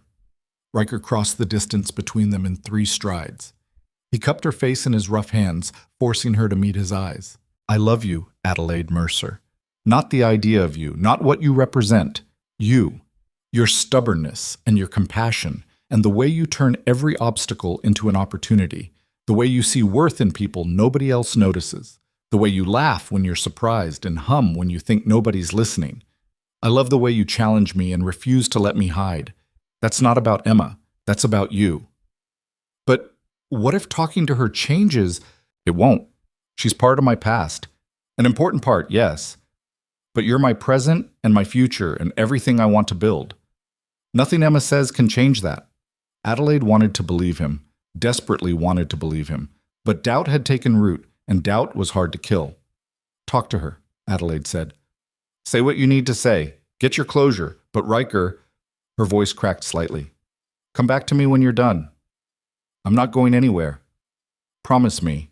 He kissed her then, hard and fierce, and full of everything words couldn't express. When he pulled back, his eyes were bright. I promise. Riker met Emma at the hotel that evening. Adelaide stayed at the ranch, teaching herself not to imagine their conversation, not to picture them realizing they still loved each other, not to plan what she'd do if he chose the beautiful woman from his past over the plain teacher from Philadelphia. The children had gone home hours ago. The construction workers had left. Adelaide was alone in the old barn, pretending to organize supplies while actually falling apart. Thomas found her there around 8 o'clock. You should go home, Miss Mercer. I'm fine here. You're torturing yourself. That's my business. Thomas sat down on one of the benches Riker had built months ago. You know what I've learned working for Mr. Hale? He's the most loyal person I've ever met. Once he commits to something, or someone, he doesn't waver. Emma leaving broke something in him because he'd given her everything and it still wasn't enough. But you? Thomas smiled. You're different. You fought for this place, for him, for the children. You didn't run when things got hard. That matters to a man like Riker Hale. What if his conversation with Emma reminds him of everything he lost? Then he'll grieve it properly and move forward. With you. Because that's what people do when they love each other. Adelaide wanted to believe Thomas. Wanted to trust in Riker's promises. But trust was terrifying when you'd spent your whole life learning that people left. She was gathering her things when she heard horse hooves. Her heart jumped into her throat. Riker appeared in the doorway, backlit by moonlight, and Adelaide couldn't read his expression. How did it go? Her voice sounded strange to her own ears. About as well as expected. Riker stepped inside, moving slowly like he was exhausted. We talked for 2 hours. She apologized. I told her I forgave her. We both acknowledged that we were wrong about things. It was very civilized and very painful and very necessary. And nothing. It's done. That chapter is closed. Do you still love her? Riker looked at her like the question caused physical pain.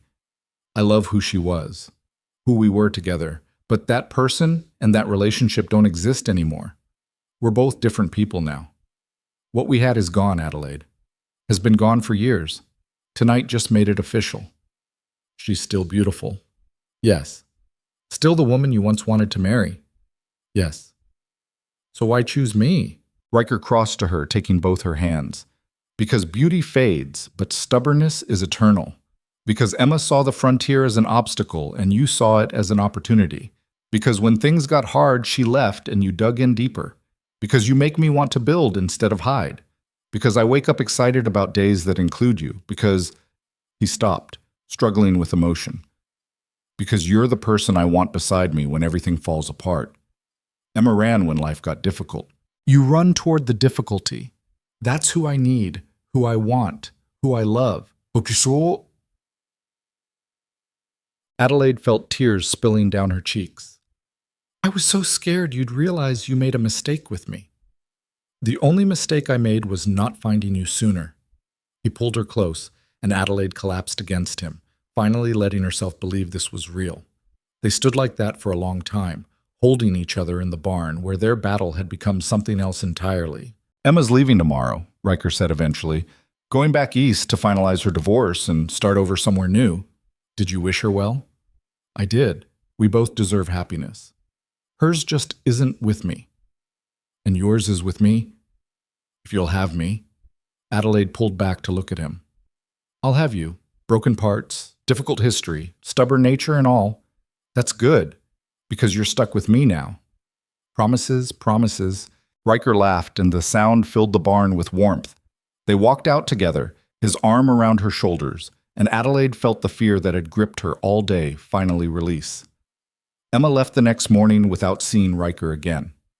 Adelaide watched the stagecoach depart from the mercantile window and felt nothing but relief. That chapter was closed. Their story could continue. But the universe had other plans. 3 days before the scheduled inspection, a late winter storm swept through the valley with terrifying intensity, the kind of storm that killed livestock and destroyed buildings and reminded everyone why frontier life was called hard. Adelaide woke to Thomas pounding on her boarding house door. "Miss Mercer, the new schoolhouse, there's been damage." She dressed in seconds, not bothering with breakfast. The wagon ride to the ranch took twice as long as normal, the roads slick with ice and new snow. When they finally arrived, Adelaide's heart sank. The storm had torn part of the roof off the new building. Rain and snow had poured inside, soaking the fresh wood floors. One wall had buckled under wind pressure. Windows were shattered. The wood stove's chimney had collapsed. Riker stood in the middle of the destruction, his face expressionless. "Riker?" He didn't respond, just stared at the ruined classroom like he was watching something die. Adelaide picked her way through debris to reach him. "We can fix this?" "The inspection is in 3 days. We'll work fast." "Look at it, Adelaide. Really look. The structural damage alone will take weeks to repair properly. The water damage." He gestured at the warped floorboards. "We'd have to tear up half the floor and start over."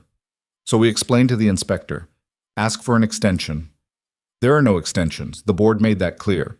Either the facility passes inspection on the scheduled date or the school closes, period. Adelaide looked around at months of work destroyed in one night, at Riker's savings literally crumbling around them, at their dreams soaking into ruined wood. "We can't give up." "I'm not giving up. I'm being realistic. We lost." "No." Adelaide's voice sharpened. "We had a setback. That's different." "Adelaide, you told me once that I turn obstacles into opportunities. So that's what we're doing. We're finding a way." "There is no way. Not in 3 days." "Then we make one." Riker finally looked at her. "How?" Adelaide thought fast, mind racing through possibilities. "We forget about the new building. We focus on the barn. The inspector needs to see a functional educational facility that meets minimum standards. We already have most of that in the barn. We just need to make it official. The barn doesn't have separate classroom spaces or proper ventilation or structural certification. Then we create separate spaces using curtains or dividers. We add ventilation by opening the loft windows properly. And structural certification," she paused. "Who does structural certification in the territory?" "Licensed inspectors from the territorial office." "How fast can they come?" "Adelaide, even if we could get someone here in time, the barn is still a barn. It's not a purpose-built schoolhouse. It doesn't have to be. It has to meet minimum standards for a frontier educational facility. Those are different things." Riker stared at her. "You're serious?" "Completely. We've been so focused on building something new that we forgot we already have something that works. The barn is where I've been successfully teaching children for months. It's warm, dry, functional. With some improvements, it could pass inspection. Or it could fail, and we'll have wasted 3 days. Or we could give up now and guarantee failure." Adelaide grabbed his hands. "I'm not giving up on this. On us. On what we've built. So make a choice, Riker Hale. Are you going to help me fight for this school, or are you going to let one storm destroy everything?" Something shifted in his expression. The defeated emptiness faded, replaced by the fierce determination Adelaide had fallen in love with. "You're completely insane." "I prefer creatively persistent." "We have 3 days. Then we better stop talking and start working." Riker pulled her into a quick, hard kiss. "If this actually works, I'm marrying you. If this works, I might just say yes." They spent the rest of that day assessing what the barn needed. Jack the foreman arrived with workers, and Adelaide laid out her plan. We need interior walls creating two distinct classroom spaces. We need the loft properly ventilated and converted to a supply storage area. We need the exterior structure inspected and certified. We need proper documentation showing this building meets territorial safety codes, and we need it done in 72 hours. Jack whistled. That's ambitious. That's necessary. What about the damaged schoolhouse? We'll finish it eventually. Right now, we save what we have. The workers exchanged glances, then Jack nodded. All right, let's get to work. What followed were 3 days of controlled chaos. Men worked in shifts around the clock. Adelaide taught abbreviated classes while workers hammered around them. Riker barely slept, moving from task to task with single-minded focus. Adelaide didn't sleep much either. She spent every spare moment documenting everything: measurements, materials, safety features, creating a presentation for the inspector that would prove the barn was more than adequate for frontier education. On the second day, Thomas tracked down a territorial inspector who agreed to come certify the structure. For a hefty fee, Riker paid without hesitation. On the third day, the inspector arrived. He was a thin man named Carlyle who looked deeply skeptical about the whole enterprise. He spent 6 hours examining every beam, testing every joint, checking every measurement. Finally, he signed the certification. Structure is sound, meets minimum safety requirements for public use.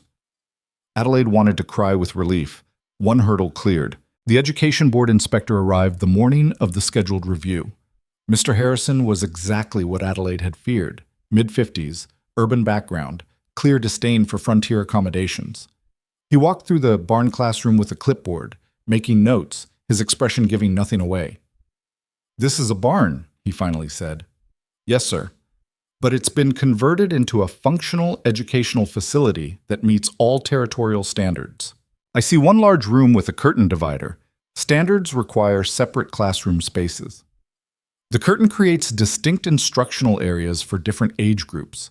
It's more flexible than permanent walls and allows us to adapt to changing enrollment." Harrison moved to the windows. "Ventilation? Loft windows provide cross-ventilation. We also installed vents near the ceiling that can be opened as needed. Heating? Wood stove with proper clearance and fire safety equipment. We've had no incidents in 6 months of operation." Harrison made more notes. Adelaide's heart pounded so hard she thought it might be audible. "Show me your student records." Adelaide produced carefully organized documentation, attendance records, progress reports, parent testimonials, examples of student work. She'd prepared for this, anticipating every question. Harrison reviewed everything in silence. Then he turned to where the children sat watching nervously. "You, young man," he pointed to Billy. "Come here." Billy approached cautiously. "Yes, sir?" "Can you read?" "Yes, sir." Harrison pulled a book from his satchel, a fairly advanced text. "Read this passage aloud." Billy read clearly and confidently, stumbling over only 2 words. 6 months ago, he couldn't write his own name. Harrison pointed to Sarah. "You, mathematics problem. What's 17 times 8? Sarah thought for a moment. 136. "Show me how you got that answer." Sarah grabbed chalk and demonstrated her calculation on the wall, explaining each step. Harrison questioned 5 more students. Each one performed well, showing clear evidence of quality education. Finally, Harrison set down his clipboard. "Miss Mercer, I'll be honest. When I saw this was a converted barn, I expected to fail it immediately, but—" he paused. "The children are well educated. The facility is functional and safe. The documentation is thorough. You've clearly been doing genuine educational work here." Adelaide held her breath. "However, this is still a barn, and board regulations are clear about purpose-built facilities." Her heart sank. "But," Harrison continued, "regulations also allow for provisional approval in cases where the educational outcomes demonstrate exceptional quality and the facility meets basic safety standards. I'm granting provisional approval for 1 academic year. In that time, you'll need to complete construction of a proper schoolhouse. But for now, you can continue operating." Adelaide felt tears of relief streaming down her face. Behind her, the children erupted in cheers. Riker stood in the doorway, and when their eyes met, his expression said everything. They'd won. After Harrison left, parents arrived to collect their celebrating children. Jack and the workers were shaking hands, exhausted but triumphant. Thomas was grinning like a fool. And Riker walked straight to Adelaide, picked her up, and spun her around. "We did it," she laughed. "You did it. This was all you. No, this was us, together." He set her down but didn't let go. "I meant what I said. About marrying you." Adelaide's breath caught. "Riker? I know it's fast. I know we should probably wait and be sensible. But Adelaide, I don't want to wait. I want to marry you, build a life together, fill that empty house with noise and laughter and everything it's been missing. What do you say?" Adelaide looked at this man who'd gone from her enemy to her partner to her love. This man who'd spent his fortune building a school, who'd worked himself to exhaustion for children who weren't his, who'd chosen her over his beautiful past because she'd chosen him first. "Yes," she said simply. "Yes, I'll marry you." Riker kissed her right there in front of everyone remaining. Workers, Thomas, random Valley residents who'd gathered to hear the inspection results. And Adelaide kissed him back, not caring who saw, not caring what anyone thought. They'd fought for this. They'd earned this. And whatever came next, they'd face it together. The engagement changed everything and nothing simultaneously. Adelaide still taught classes every morning. Riker still worked the ranch from dawn until dark. But now when she looked up from helping Billy with his reading, she'd find Riker watching her from the doorway with an expression that made her heart stumble. Now when he came in from mending fences, she'd have coffee waiting, and he'd kiss her forehead like it was the most natural thing in the world. The Valley noticed immediately. News of their engagement spread faster than wildfire, and opinions came with it. "Never thought I'd see Riker Hale settle down again," one rancher commented to Adelaide at the Mercantile. "After what happened with Emma, figured he'd stay alone forever," another added. "You must be something special, Miss Mercer." Adelaide never knew how to respond to these comments. She didn't feel special. She felt lucky and terrified in equal measure, like she'd been handed something precious and fragile that she had no idea how to hold without breaking. The wedding planning proved more complicated than either of them anticipated. Adelaide had no family to invite.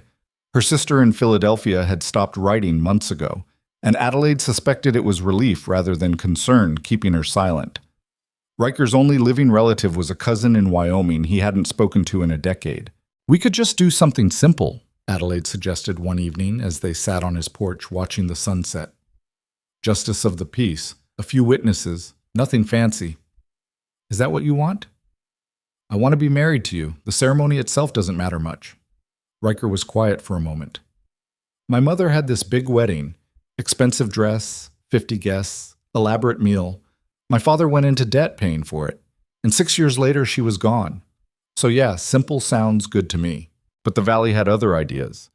The women of Black Hollow decided that their teacher, who'd fought so hard for their children, deserved a proper celebration.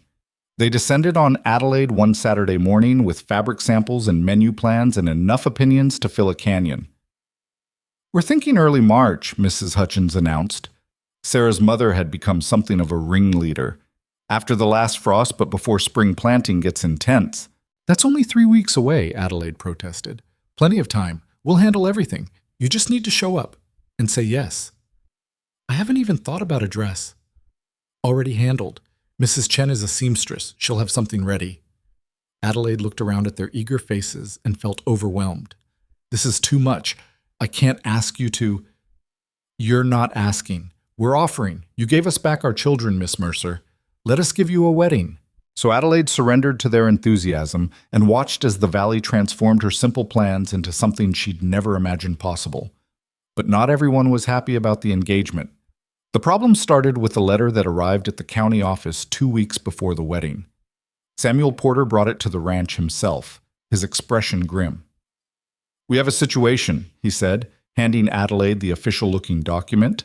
She read it twice, each time hoping the words would change. They didn't. "I don't understand. Who filed this complaint?" "Anonymous. But someone's claiming that your engagement to Mr. Hale represents a conflict of interest, that you're using your position as teacher to gain personal benefit from a wealthy landowner."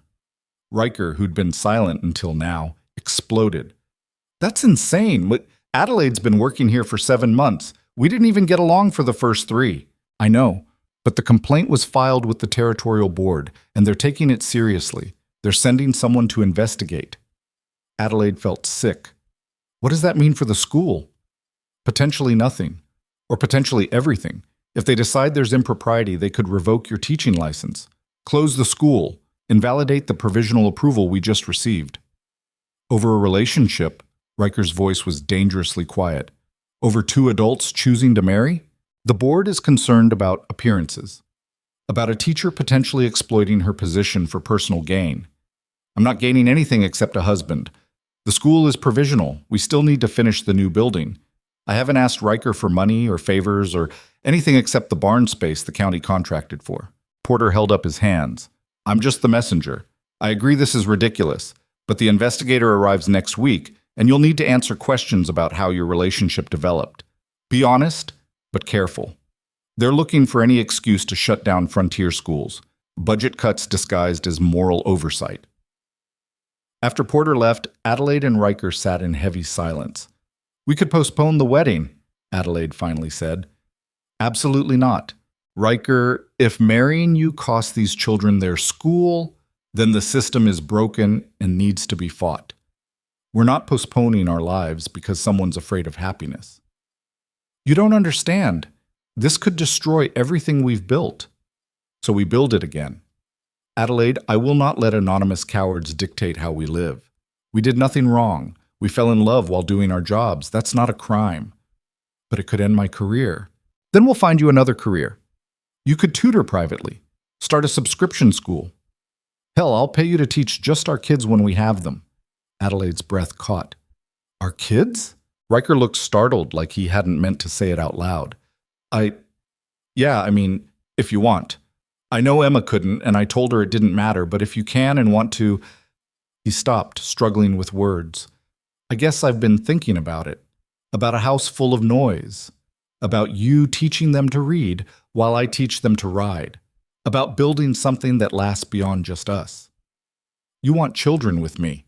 I want everything with you, children included. But Adelaide, if you can't or don't want to, that's fine.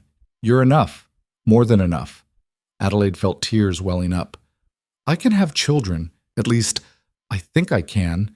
Never tried before. She laughed wetly. And I want them. Want to fill that empty house with exactly the kind of chaos you're describing. Then we're having this wedding, investigation or not, complaints or not. No one gets to stop us from living. The investigator who arrived the following Tuesday was a woman named Margaret Thornton, which surprised everyone. Female investigators were rare, and Adelaide didn't know whether that was good or bad for their case. Mrs. Thornton was perhaps 60, with steel gray hair and eyes that missed nothing. She set up in the county office and began interviewing people systematically. Students, parents, ranch workers, town merchants, anyone who might have information about Adelaide and Riker's relationship. Adelaide was interviewed on Wednesday afternoon. She sat across from Mrs. Thornton and answered questions for 3 hours. When did your relationship with Mr. Hale begin? Romantically? During the November storm when we were stranded together, but we worked together for months before that. Did Mr. Hale ever offer you money or gifts in exchange for teaching at his property? No, he initially tried to drive me away. The barn access was a county contract, not his choice. But he eventually built furniture for the classroom, installed heating, made improvements. Why? Because the children needed those things to learn effectively. Or because he wanted to impress you? Adelaide met Mrs. Thornton's gaze steadily. Mrs. Thornton, for the first 3 months I worked here, Riker Hale actively sabotaged my teaching. He removed furniture, locked doors, and did everything possible to make me quit. The improvements came after he saw how much the children were learning, after he realized education mattered. That wasn't about impressing me. That was about him becoming a better person. Convenient timing, though, right when your relationship shifted. Or maybe watching someone care deeply about children changed his perspective. Maybe seeing education transform kids who'd been ignored made him want to contribute. Not everything is manipulation, Mrs. Thornton. But you must admit the optics are problematic. A teacher engaging romantically with the landowner who controls her workplace. The county controls my workplace through contract. Riker just owns the building. And yes, we fell in love. But that happened through shared purpose, not power dynamics. He has no authority over my employment. Can't fire me, can't promote me, can't affect my salary. We're equals who chose each other. Mrs. Thornton made notes, her expression unreadable. Do you believe your relationship has compromised your professional judgment? No. If anything, it's strengthened it. I'm more invested in this school's success because it's connected to our future together. I work harder, care more deeply. That benefits the children, not harms them. Some might say you're using the school as leverage to secure a marriage to a wealthy man. Adelaide felt anger flare but kept her voice level. Mrs. Thornton, look at my records, my teaching outcomes, the progress these children have made. Then tell me if you honestly believe I'm doing this for money. I came to Black Hollow Valley with one suitcase and a box of books. I've lived in a boarding house room smaller than a closet. I've spent my own salary on student supplies. If I wanted wealth, there were easier ways to get it than fighting a hostile rancher for 7 months while teaching his barn full of frontier children. Mrs. Thornton's expression softened slightly. You care about these students. They're everything to me. This school is everything. Riker is everything, but those things develop separately and then intertwined. The timeline matters. Riker's interview happened the next day. Adelaide wasn't present, but heard about it from Thomas, who'd been called as a witness. Mr. Hale didn't sugarcoat anything, Thomas reported. Told Mrs. Thornton flat out that he'd tried to run Miss Mercer off, that he'd been a bastard for months. Said the only manipulation happening was him trying to manipulate her into leaving, and it failed spectacularly. How did Mrs. Thornton react? Hard to tell. She just kept writing notes. But when she asked if he thought the relationship was appropriate, he said something like, I think two adults who respect each other choosing to build a life together is the definition of appropriate, and anyone who disagrees is looking for problems where none exist. Adelaide smiled despite her anxiety. That sounded like Riker. The investigation continued through the week. Mrs. Thornton observed classes, reviewed financial records, and interviewed what seemed like every person in the valley. Adelaide tried to teach normally, but stress made everything harder. She snapped at Billy for fidgeting, then felt terrible about it. Lost her patience with Sarah's questions. Couldn't focus on lesson plans. Riker found her crying in the barn after classes one afternoon. Hey, he pulled her close. Talk to me. What if she shuts us down? What if my loving you destroys everything these children need? Then we fight, appeal, take it to the territorial governor if necessary. You make it sound simple. It is simple. We didn't do anything wrong. We just have to prove it. And if we can't, then we'll figure something else out. Adelaide, I need you to hear me. Whatever happens with the school, with the investigation, with any of it, we're getting married. In 2 weeks. Everything else is details we'll handle together. You're being very calm about this. One of us has to be. Might as well be me since you're usually the calm one. She laughed wetly. I don't feel calm. I feel like everything's falling apart. Then let me hold it together for both of us, just for now. So Adelaide leaned into him and let herself be held, let herself believe that maybe love was enough to weather whatever storm was coming. Mrs. Thornton delivered her findings on Friday afternoon. She gathered Adelaide, Riker, and Samuel Porter in the county office, her expression giving nothing away. I've completed my investigation into the complaint regarding Miss Mercer's conduct and potential conflicts of interest. Adelaide gripped Riker's hand under the table. I interviewed 43 individuals, including students, parents, ranch employees, and community members. I reviewed financial records, employment contracts, and teaching documentation. I observed classroom instruction and examined the facility. The pause felt eternal. My conclusion is that the complaint is without merit. Adelaide felt dizzy with relief. Miss Mercer's relationship with Mr. Hale developed organically over time, beginning adversarially and evolving into mutual respect and eventually romance. The timeline supports this narrative. Multiple witnesses confirmed that Mr. Hale's initial hostility toward the school was genuine and that Miss Mercer's persistence in maintaining educational standards despite opposition demonstrates professional integrity, not manipulation. Mrs. Thornton looked directly at Adelaide. Furthermore, student outcomes speak for themselves. In 7 months, you've taken illiterate frontier children and given them functional education. Parents report dramatic improvements. The children themselves are enthusiastic about learning. That's not the result of someone exploiting their position. That's the result of excellent teaching. So the school can stay open? Adelaide asked. The school can stay open. Your teaching license remains valid. And for what it's worth, Mrs. Thornton smiled slightly. I think you and Mr. Hale are good for each other. He needed someone stubborn enough to challenge him. You needed someone stable enough to support your work. Congratulations on your engagement. After Mrs. Thornton left, Adelaide collapsed into Riker's arms. It's over. We won. Never doubted it. Liar. You were worried, terrified. But I wasn't going to admit it while you were falling apart. They held each other in the county office until Samuel Porter cleared his throat. I hate to interrupt, but you have a wedding to finish planning. 2 weeks is coming up fast. The wedding preparations accelerated into controlled chaos. The Valley women had organized everything with military precision. Flowers would come from whatever bloomed early, likely not much, but they'd make do. Food would be potluck style, everyone contributing something. Music would be provided by local musicians who played at ranch dances. The ceremony would take place at the schoolhouse, which felt appropriate. The building where they'd fought and made peace and built something beautiful together. Mrs. Chen presented Adelaide with a dress that made her cry. Simple cream-colored cotton with delicate embroidery around the collar and cuffs. Nothing fancy, but lovely and practical and perfect. It's beautiful, Adelaide whispered, running her fingers over the careful stitching. You'll be beautiful in it, Mrs. Chen corrected.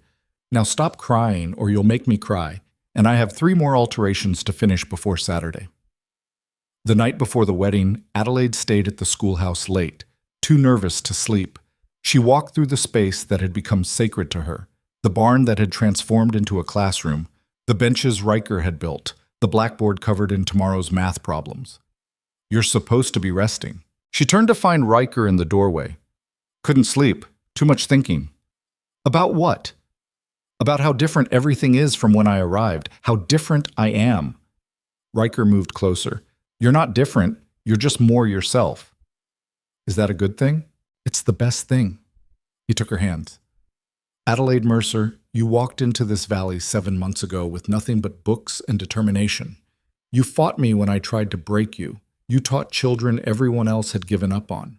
You turned a barn into a school and a broken rancher into someone who believes in futures again. You're remarkable. I just did what needed doing. That's what makes you remarkable. You see what needs doing, and you do it. No drama, no excuses, just quiet, stubborn persistence that changes everything around you. Tomorrow I become Adelaide Hale. How does that feel? Terrifying. Wonderful. Right. She looked up at him. I never thought I'd have this. Never thought someone would choose me. I'll choose you every day for the rest of our lives. That's very romantic for someone who claims to be bad at feelings. Don't get used to it. This is special occasion talking. She laughed, and the nervousness eased slightly. We should both try to sleep. Tomorrow's a big day. Tomorrow's the easiest day. We just show up and promise to love each other. Everything after that is the hard part. Building a life together? Exactly. But I'm good at building, and you're good at making impossible things work. Between us, we'll figure it out. They walked out together, and Riker kissed her goodnight under stars that seemed brighter than usual. Adelaide watched him ride back toward the ranch house, then climbed into the wagon where Thomas waited to take her back to town. You ready for this, Miss Mercer? As ready as I'll ever be. For what it's worth, I think you're perfect for each other. You make him want to be better. He makes you want to stay. That's what marriage should be. The wedding day dawned clear and cold, with patches of snow still clinging to shadowed areas, but early wildflowers pushing through in spots that caught the sun. Adelaide woke early, nerves making breakfast impossible. The Valley women descended on her boarding house room at 9, helping her dress, arranging her hair, offering endless advice about marriage that ranged from practical to absurd. Don't let him think he's always right, Mrs. Hutchins advised. But pick your battles, another woman added. Some things aren't worth fighting over. Make sure he knows you appreciate him, someone else offered. Men need that. But don't let him take you for granted. Adelaide listened to the contradictory wisdom and wondered if anyone actually knew what they were doing in marriage, or if everyone was just making it up as they went along. The ceremony was scheduled for 2 o'clock. At 1:30, Adelaide climbed into the decorated wagon that would carry her to the schoolhouse. Her hands shook slightly as she smoothed the cream-colored dress. You look beautiful, Mrs. Chen said firmly. Now breathe. You're marrying the man you love. Everything else is just details. The schoolhouse came into view, and Adelaide's breath caught. Someone had decorated it with pine branches and early spring flowers. Wagons and horses filled the yard. It seemed like the entire valley had come. Inside, benches were arranged in rows facing the front where Riker stood talking to the justice of the peace. He wore a clean suit that looked slightly uncomfortable on him, but his face when he saw Adelaide enter made her forget how to breathe. The ceremony itself was a blur. Adelaide remembered walking down the makeshift aisle, remembered Riker taking her hands, his grip steady even though she could feel him trembling slightly, remembered promising to love and honor and stay, promises that felt both enormous and simple. "You may kiss your bride." Riker cupped her face gently and kissed her like they were the only two people in the world. The crowd cheered, and Adelaide felt tears sliding down her cheeks even though she was smiling. "Mrs. Hale," Riker whispered against her lips. "Mr. Hale," she whispered back. The reception was chaotic and wonderful. Tables had been set up outside with more food than seemed possible. Someone played fiddle while children ran wild and adults talked too loud and laughed too much. It was messy and imperfect and exactly right. Billy approached Adelaide during the dancing. Mrs. Hale, are you still going to be our teacher?" "Of course, getting married doesn't change that." "Good. I'd be real sad if you left." "I'm not leaving, Billy. This is my home now." As the sun set and the celebration continued, Adelaide found herself standing slightly apart, watching everyone she'd come to care about enjoying themselves, watching her students play, watching Valley families who'd become her community share food and stories, watching her husband, talk with ranch hands and laugh at something Jack said. "Happy?" Riker appeared beside her, slipping an arm around her waist. "Overwhelmingly." "Good, because you're stuck with me now." "Best decision I ever made." They stayed until the last guest left, until the sun had fully set and stars filled the sky. Then Riker lifted Adelaide into his arms despite her protests and carried her to his wagon. "This is ridiculous. I can walk." "It's tradition. Don't ruin it." "What other traditions do you have planned?" "Guess you'll find out."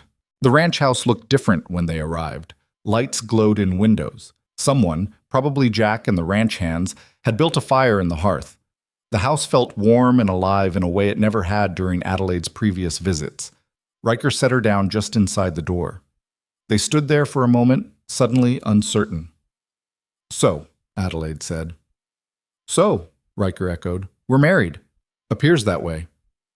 "Are you going to carry me over every threshold or just the main one?" "Depends. How many thresholds are there?" "Bedroom probably counts." "Then definitely carrying you over that one too." He did, and Adelaide laughed the whole way, feeling lighter than she had in years.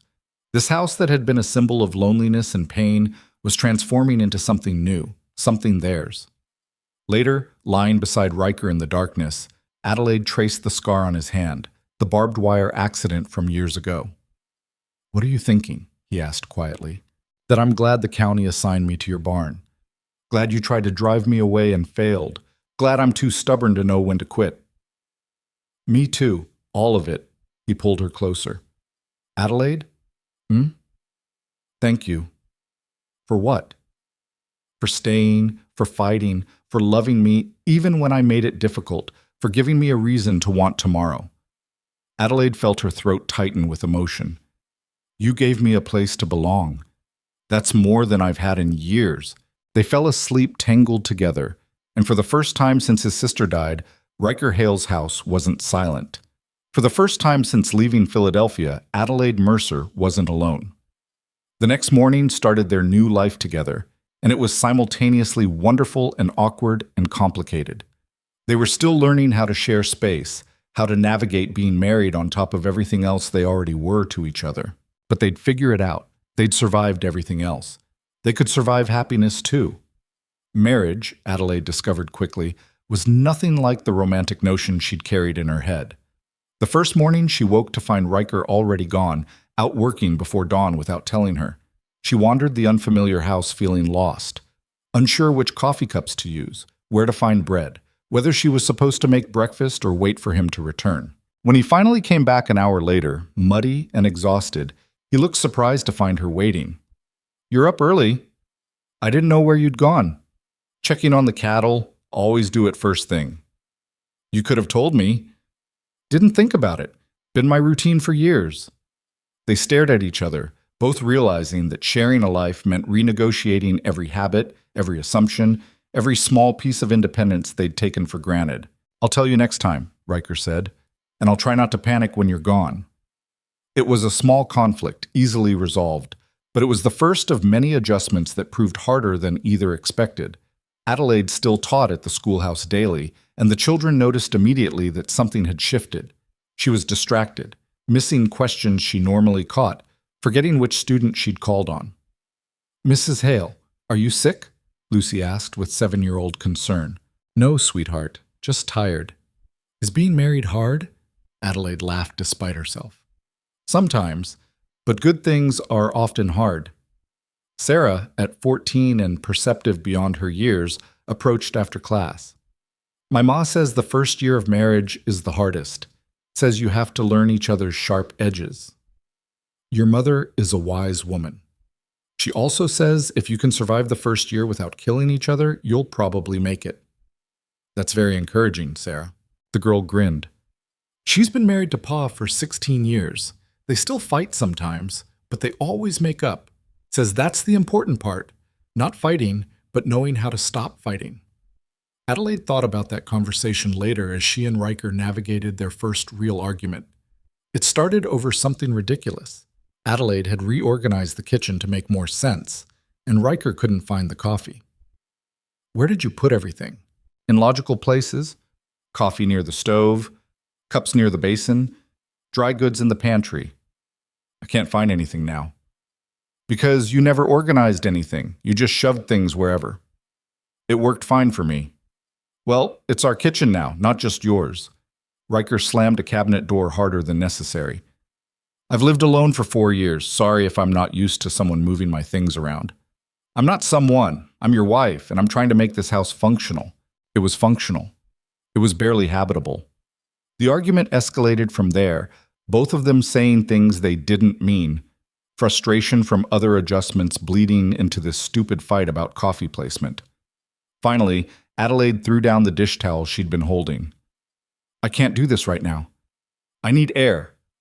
She walked out, leaving Riker standing alone in the kitchen they'd just finished fighting about. Outside, the early spring evening was cold but clear. Adelaide walked to the barn, the schoolhouse barn, and sat on the steps where she'd sat so many times before, back when life was simpler, when she only had to worry about teaching children and surviving Riker's attempts to drive her away. She heard footsteps behind her, but didn't turn around. "I'm an ass," Riker said quietly. "Yes." The coffee thing wasn't about coffee. "I know." He sat beside her, not touching, but close. "I'm scared. Of sharing space. Of letting someone in completely. Last time I did that, she left, and the house felt even emptier than before. So I'm fighting you on stupid things because I don't know how to fight the actual fear." Adelaide looked at him. "I'm scared too. I moved into your space, your life, your established routine.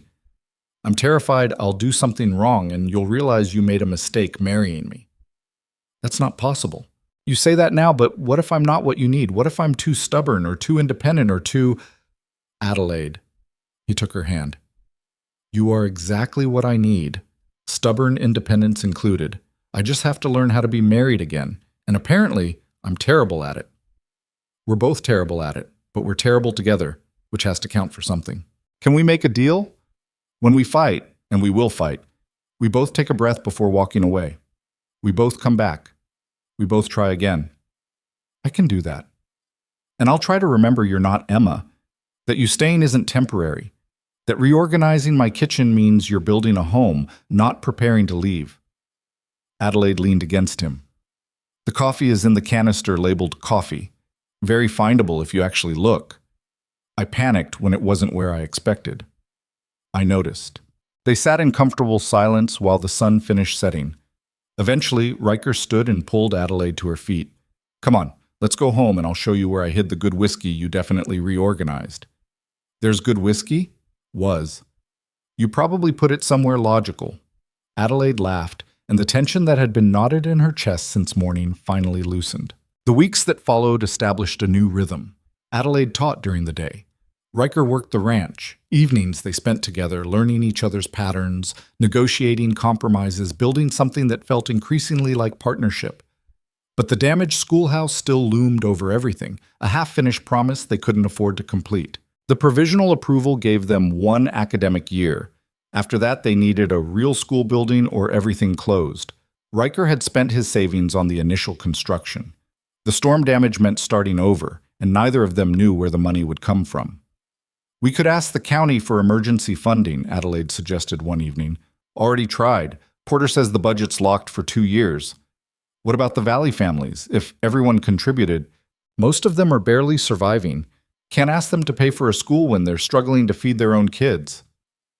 Adelaide felt frustration building. "So we just give up? Let the school close after this year?" "I didn't say that. I'm saying we need a different solution." "Like what?" Riker was quiet for a long moment. "I could sell some land. The north section near the creek. It's good grazing land. Would fetch a decent price." "No, that's your legacy, your father's land. My father's dead, and his land means nothing if we can't use it to build something better." "Riker." "Adelaide, listen. I've been thinking about this. That north section is isolated, hard to manage. Selling it makes sense even without the school, and using the money to finish what we started, that feels right. Like putting the land to its best use. You'd resent me eventually for making you sell family property. I'd resent myself if I had the solution and didn't use it. This is my choice. Let me make it." They argued about it for days. Adelaide insisted there had to be another way. Riker remained firm that selling the land was the logical answer. Finally, Adelaide stopped fighting and let him do what he'd clearly decided to do, regardless of her opinion. The land sold quickly to a neighboring rancher who'd been eyeing it for years. The price was fair, enough to finish the schoolhouse with money left over for supplies and improvements. Construction resumed in April. This time they hired a full crew and pushed forward aggressively. The building rose faster than before, taking shape daily. But something else was happening that spring that neither Adelaide nor Riker had anticipated. Adelaide started feeling sick most mornings. At first she blamed it on stress or bad food, but when the nausea continued for 2 weeks, accompanied by exhaustion and strange cravings, she began to suspect. She waited another week to be sure before telling Riker. She found him in the barn after the children had left, examining the foundation of the new schoolhouse that was finally taking proper shape. "We need to talk." He looked up, immediately concerned. "What's wrong?" "Nothing's wrong. At least, I don't think anything's wrong. But there's something you need to know." Riker set down his tools, giving her full attention. "You're scaring me. I'm pregnant." Silence. Riker stared at her like she'd spoken a foreign language. "You're... what?" "Pregnant, with child. Going to have a baby." Adelaide felt nervousness bubbling up. "I know we didn't plan this. We've barely been married 2 months. But apparently, we're very efficient at..."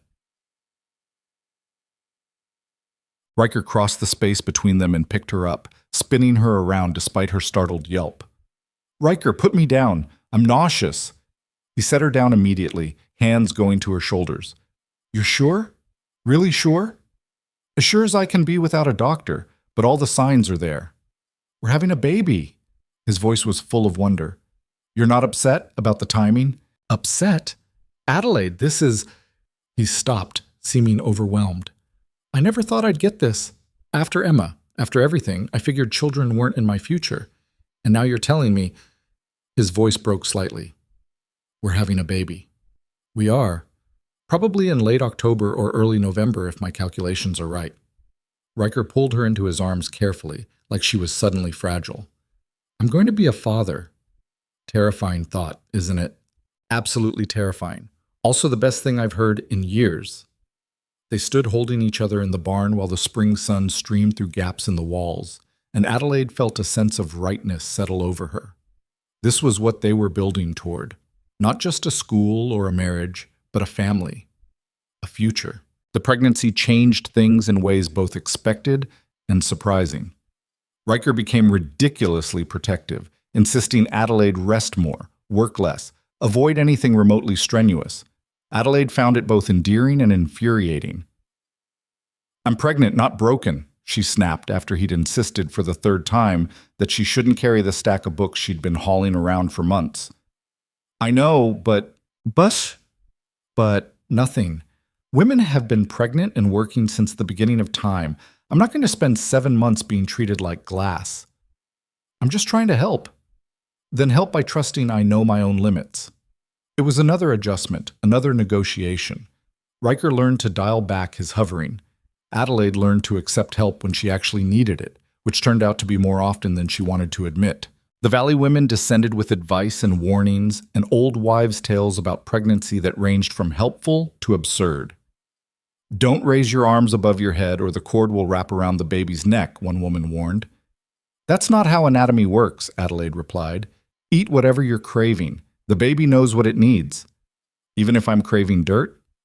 Especially if you're craving dirt, means you need iron. Adelaide navigated the advice with patience, accepting what made sense and politely ignoring the rest.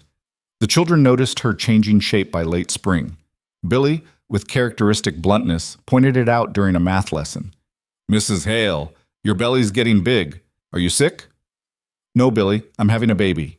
Excited chatter erupted. The children pelted her with questions until Adelaide finally had to call for quiet.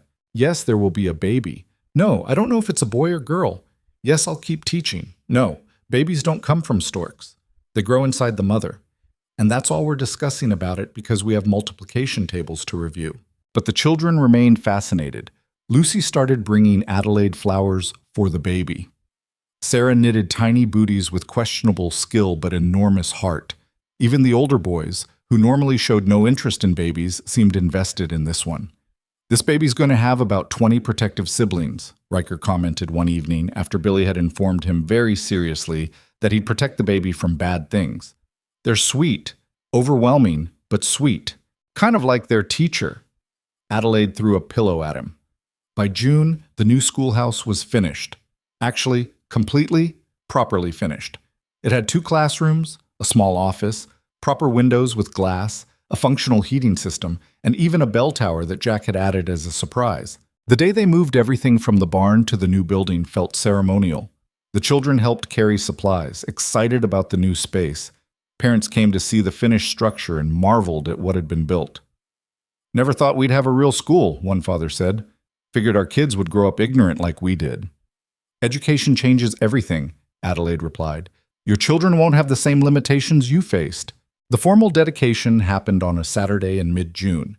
The Territorial Education Board sent a representative, not Mrs. Thornton, but a younger man named Davies, who seemed genuinely impressed by what they'd accomplished.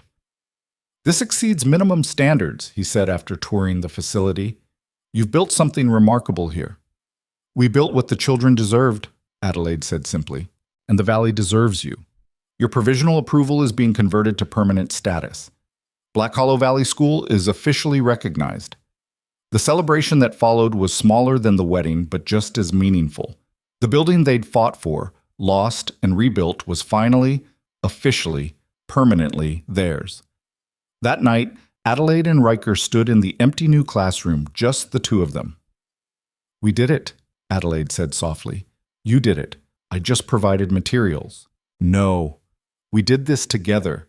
Your money, my vision, our combined stubbornness. Team effort. Riker pulled her close as her growing belly allowed. What do you think? Boy or girl?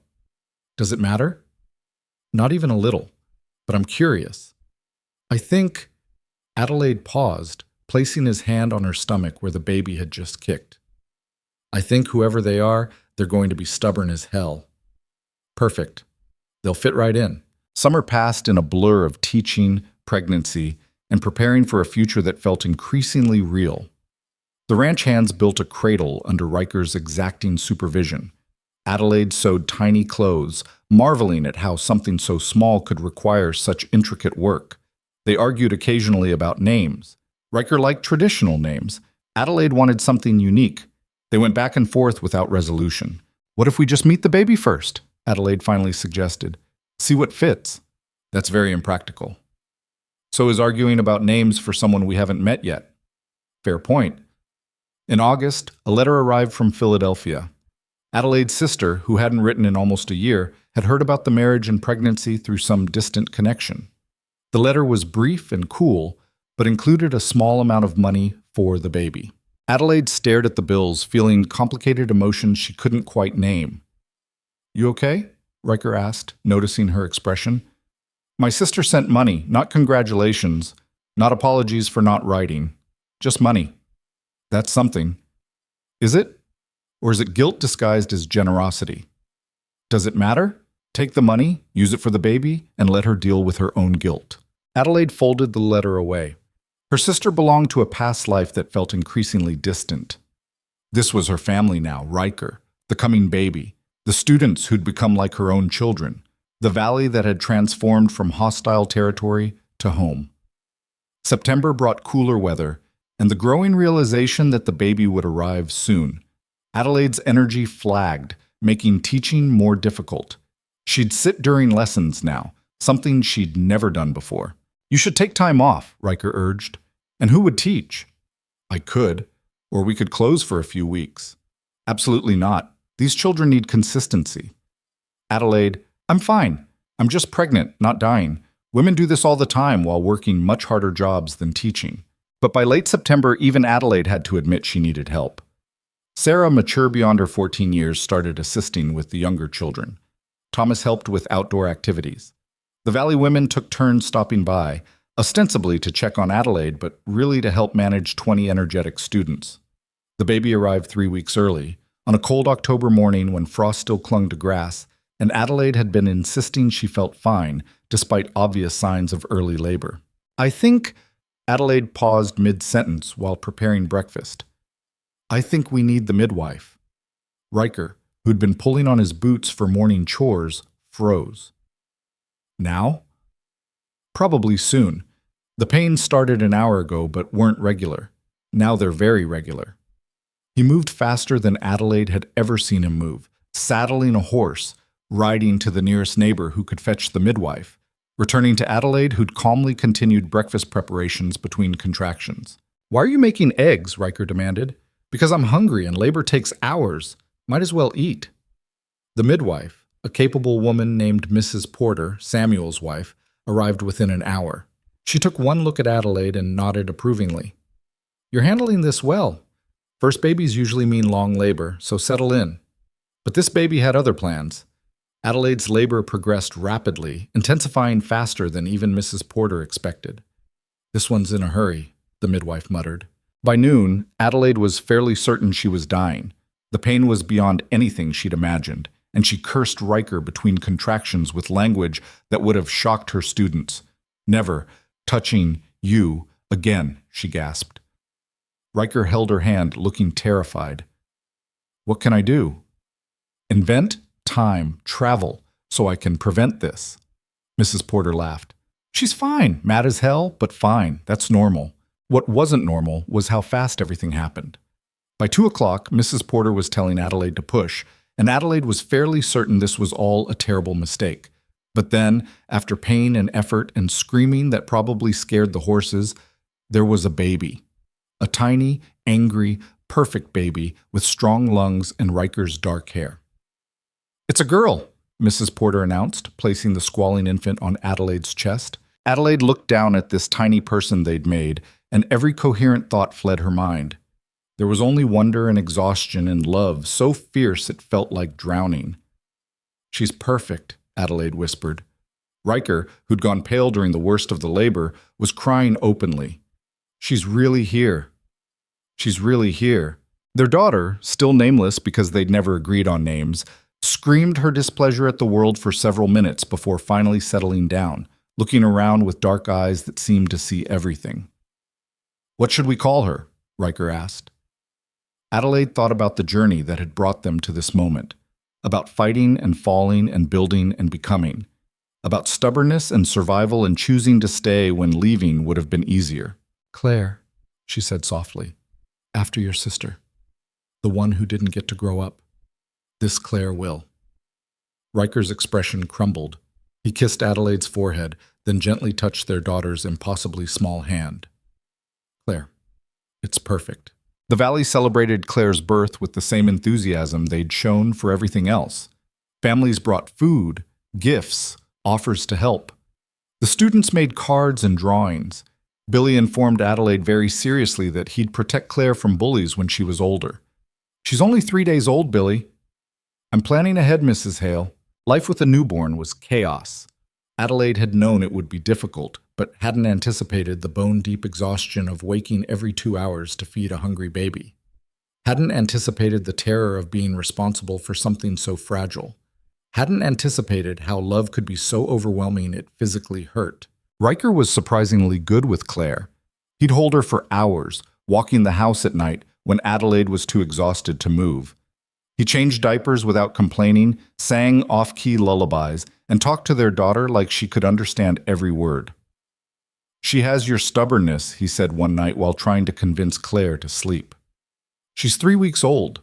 You can't determine stubbornness yet." "She screams until she gets exactly what she wants. That's stubborn. That's called being a baby." "Stubborn baby," Adelaide laughed despite her exhaustion. "We made a stubborn baby together. Serves us right." When Claire was 6 weeks old, Adelaide returned to teaching. The Valley women had organized a rotation. Someone would watch Claire at the ranch house while Adelaide taught, bringing the baby for feeding when needed. It wasn't ideal. Adelaide ached every time she left Claire.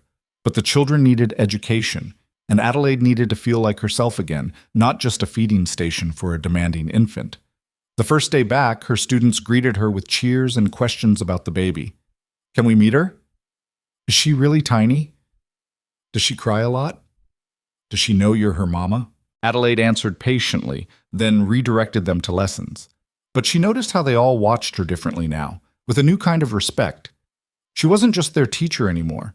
She was someone who'd built a school, married a difficult man, survived investigation and storms, and now balanced teaching with motherhood. She was a whole person doing hard things, and somehow that mattered to them. Winter settled over Black Hollow Valley with heavy snow and bitter cold. But the new schoolhouse, with its proper heating system and insulated walls, kept everyone warm. The barn stood empty now, a testament to where they'd started. One afternoon in early December, Adelaide stood in the old barn with Claire bundled against her chest, looking around at the space that had changed everything. "This is where it all began," she told her sleeping daughter. "Where your father tried to break me and I refused to break. Where I learned that stubbornness can be a virtue. Where two damaged people started healing each other without meaning to." Riker found her there, leaning against the doorframe. "Feeling nostalgic?" "A little. Thinking about how far we've come. From enemies to this." He gestured at them, Adelaide, Claire, the life they'd built. "Would you change anything if you could go back?" Riker thought about it. "I'd skip the part where I was a complete bastard to you for 3 months. But everything else? No. The hard parts made this matter more." "That's very philosophical." "I have my moments." They walked back to the house together, crunching through snow, Claire warm between them. Adelaide thought about the journey that had brought her here. From Philadelphia to Montana. From loneliness to love. From having nothing to having everything that mattered. Spring returned, and with it came new students. The school's reputation had spread. Families were moving to Black Hollow Valley specifically because of the education their children could receive. Adelaide hired an assistant teacher, a young woman named Margaret, who reminded Adelaide of herself at that age. "You're expanding," Riker commented as they watched Margaret work with the younger students. "We have to. Too many children for one teacher now. You built something that's growing beyond you." That was always the point. Build something that lasts beyond any one person. By Claire's first birthday, the valley had transformed. The school was thriving. New businesses had opened. More families had arrived. What had been a struggling frontier settlement was becoming a real community. Adelaide stood in the schoolhouse one October evening, watching parents collect their children. She held Claire, now walking and into everything, and felt Riker's arm around her shoulders. "Happy?" he asked.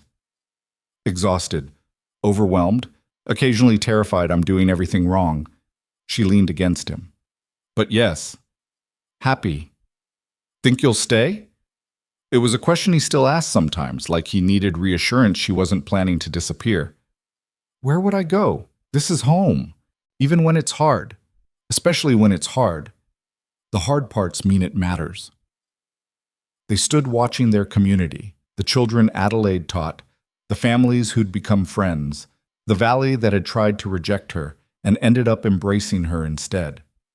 Claire grabbed Adelaide's hair, babbling nonsense words, and Riker kissed the top of Adelaide's head. "I love you," he said quietly. "Both of you. All of this." "We love you too." It wasn't perfect. Adelaide and Riker still fought sometimes. Claire was a demanding toddler who inherited both parents' stubbornness. The school faced budget challenges and difficult parents and all the normal problems of any institution. Money was tight, winter was brutal, frontier life remained hard. But they'd learned something important through all of it. They'd learned that love wasn't about finding someone perfect. It was about finding someone willing to fight alongside you when things got difficult. It was about choosing each other every day, even when choosing felt hard. It was about building something together that neither could have built alone. Years later, when Adelaide was an old woman and Claire had children of her own, people would ask about those early days in Black Hollow Valley, about the teacher who'd refused to quit and the rancher who'd tried to break her. Adelaide would smile and say the same thing every time. "We saved each other. I gave him a reason to hope. He gave me a place to belong. And together we built something that outlasted both of us." Because that schoolhouse still stood decades later, still educated children, still served as the heart of a valley that had grown into a thriving town. And in the cemetery on the hill overlooking the ranch, 2 headstones sat side by side, Adelaide and Riker Hale, who'd loved stubbornly and built fearlessly and proved that sometimes the best things come from refusing to give up on either yourself or the difficult people who need you most. Their story wasn't about perfect romance or easy answers. It was about 2 broken people learning to be whole together. About fighting for what mattered even when winning seemed impossible. About building futures instead of hiding from pasts. It was about courage that looked like stubbornness, and love that looked like warfare, and healing that looked like construction. It was about staying when everyone expected you to leave. And sometimes that's the most powerful story of all.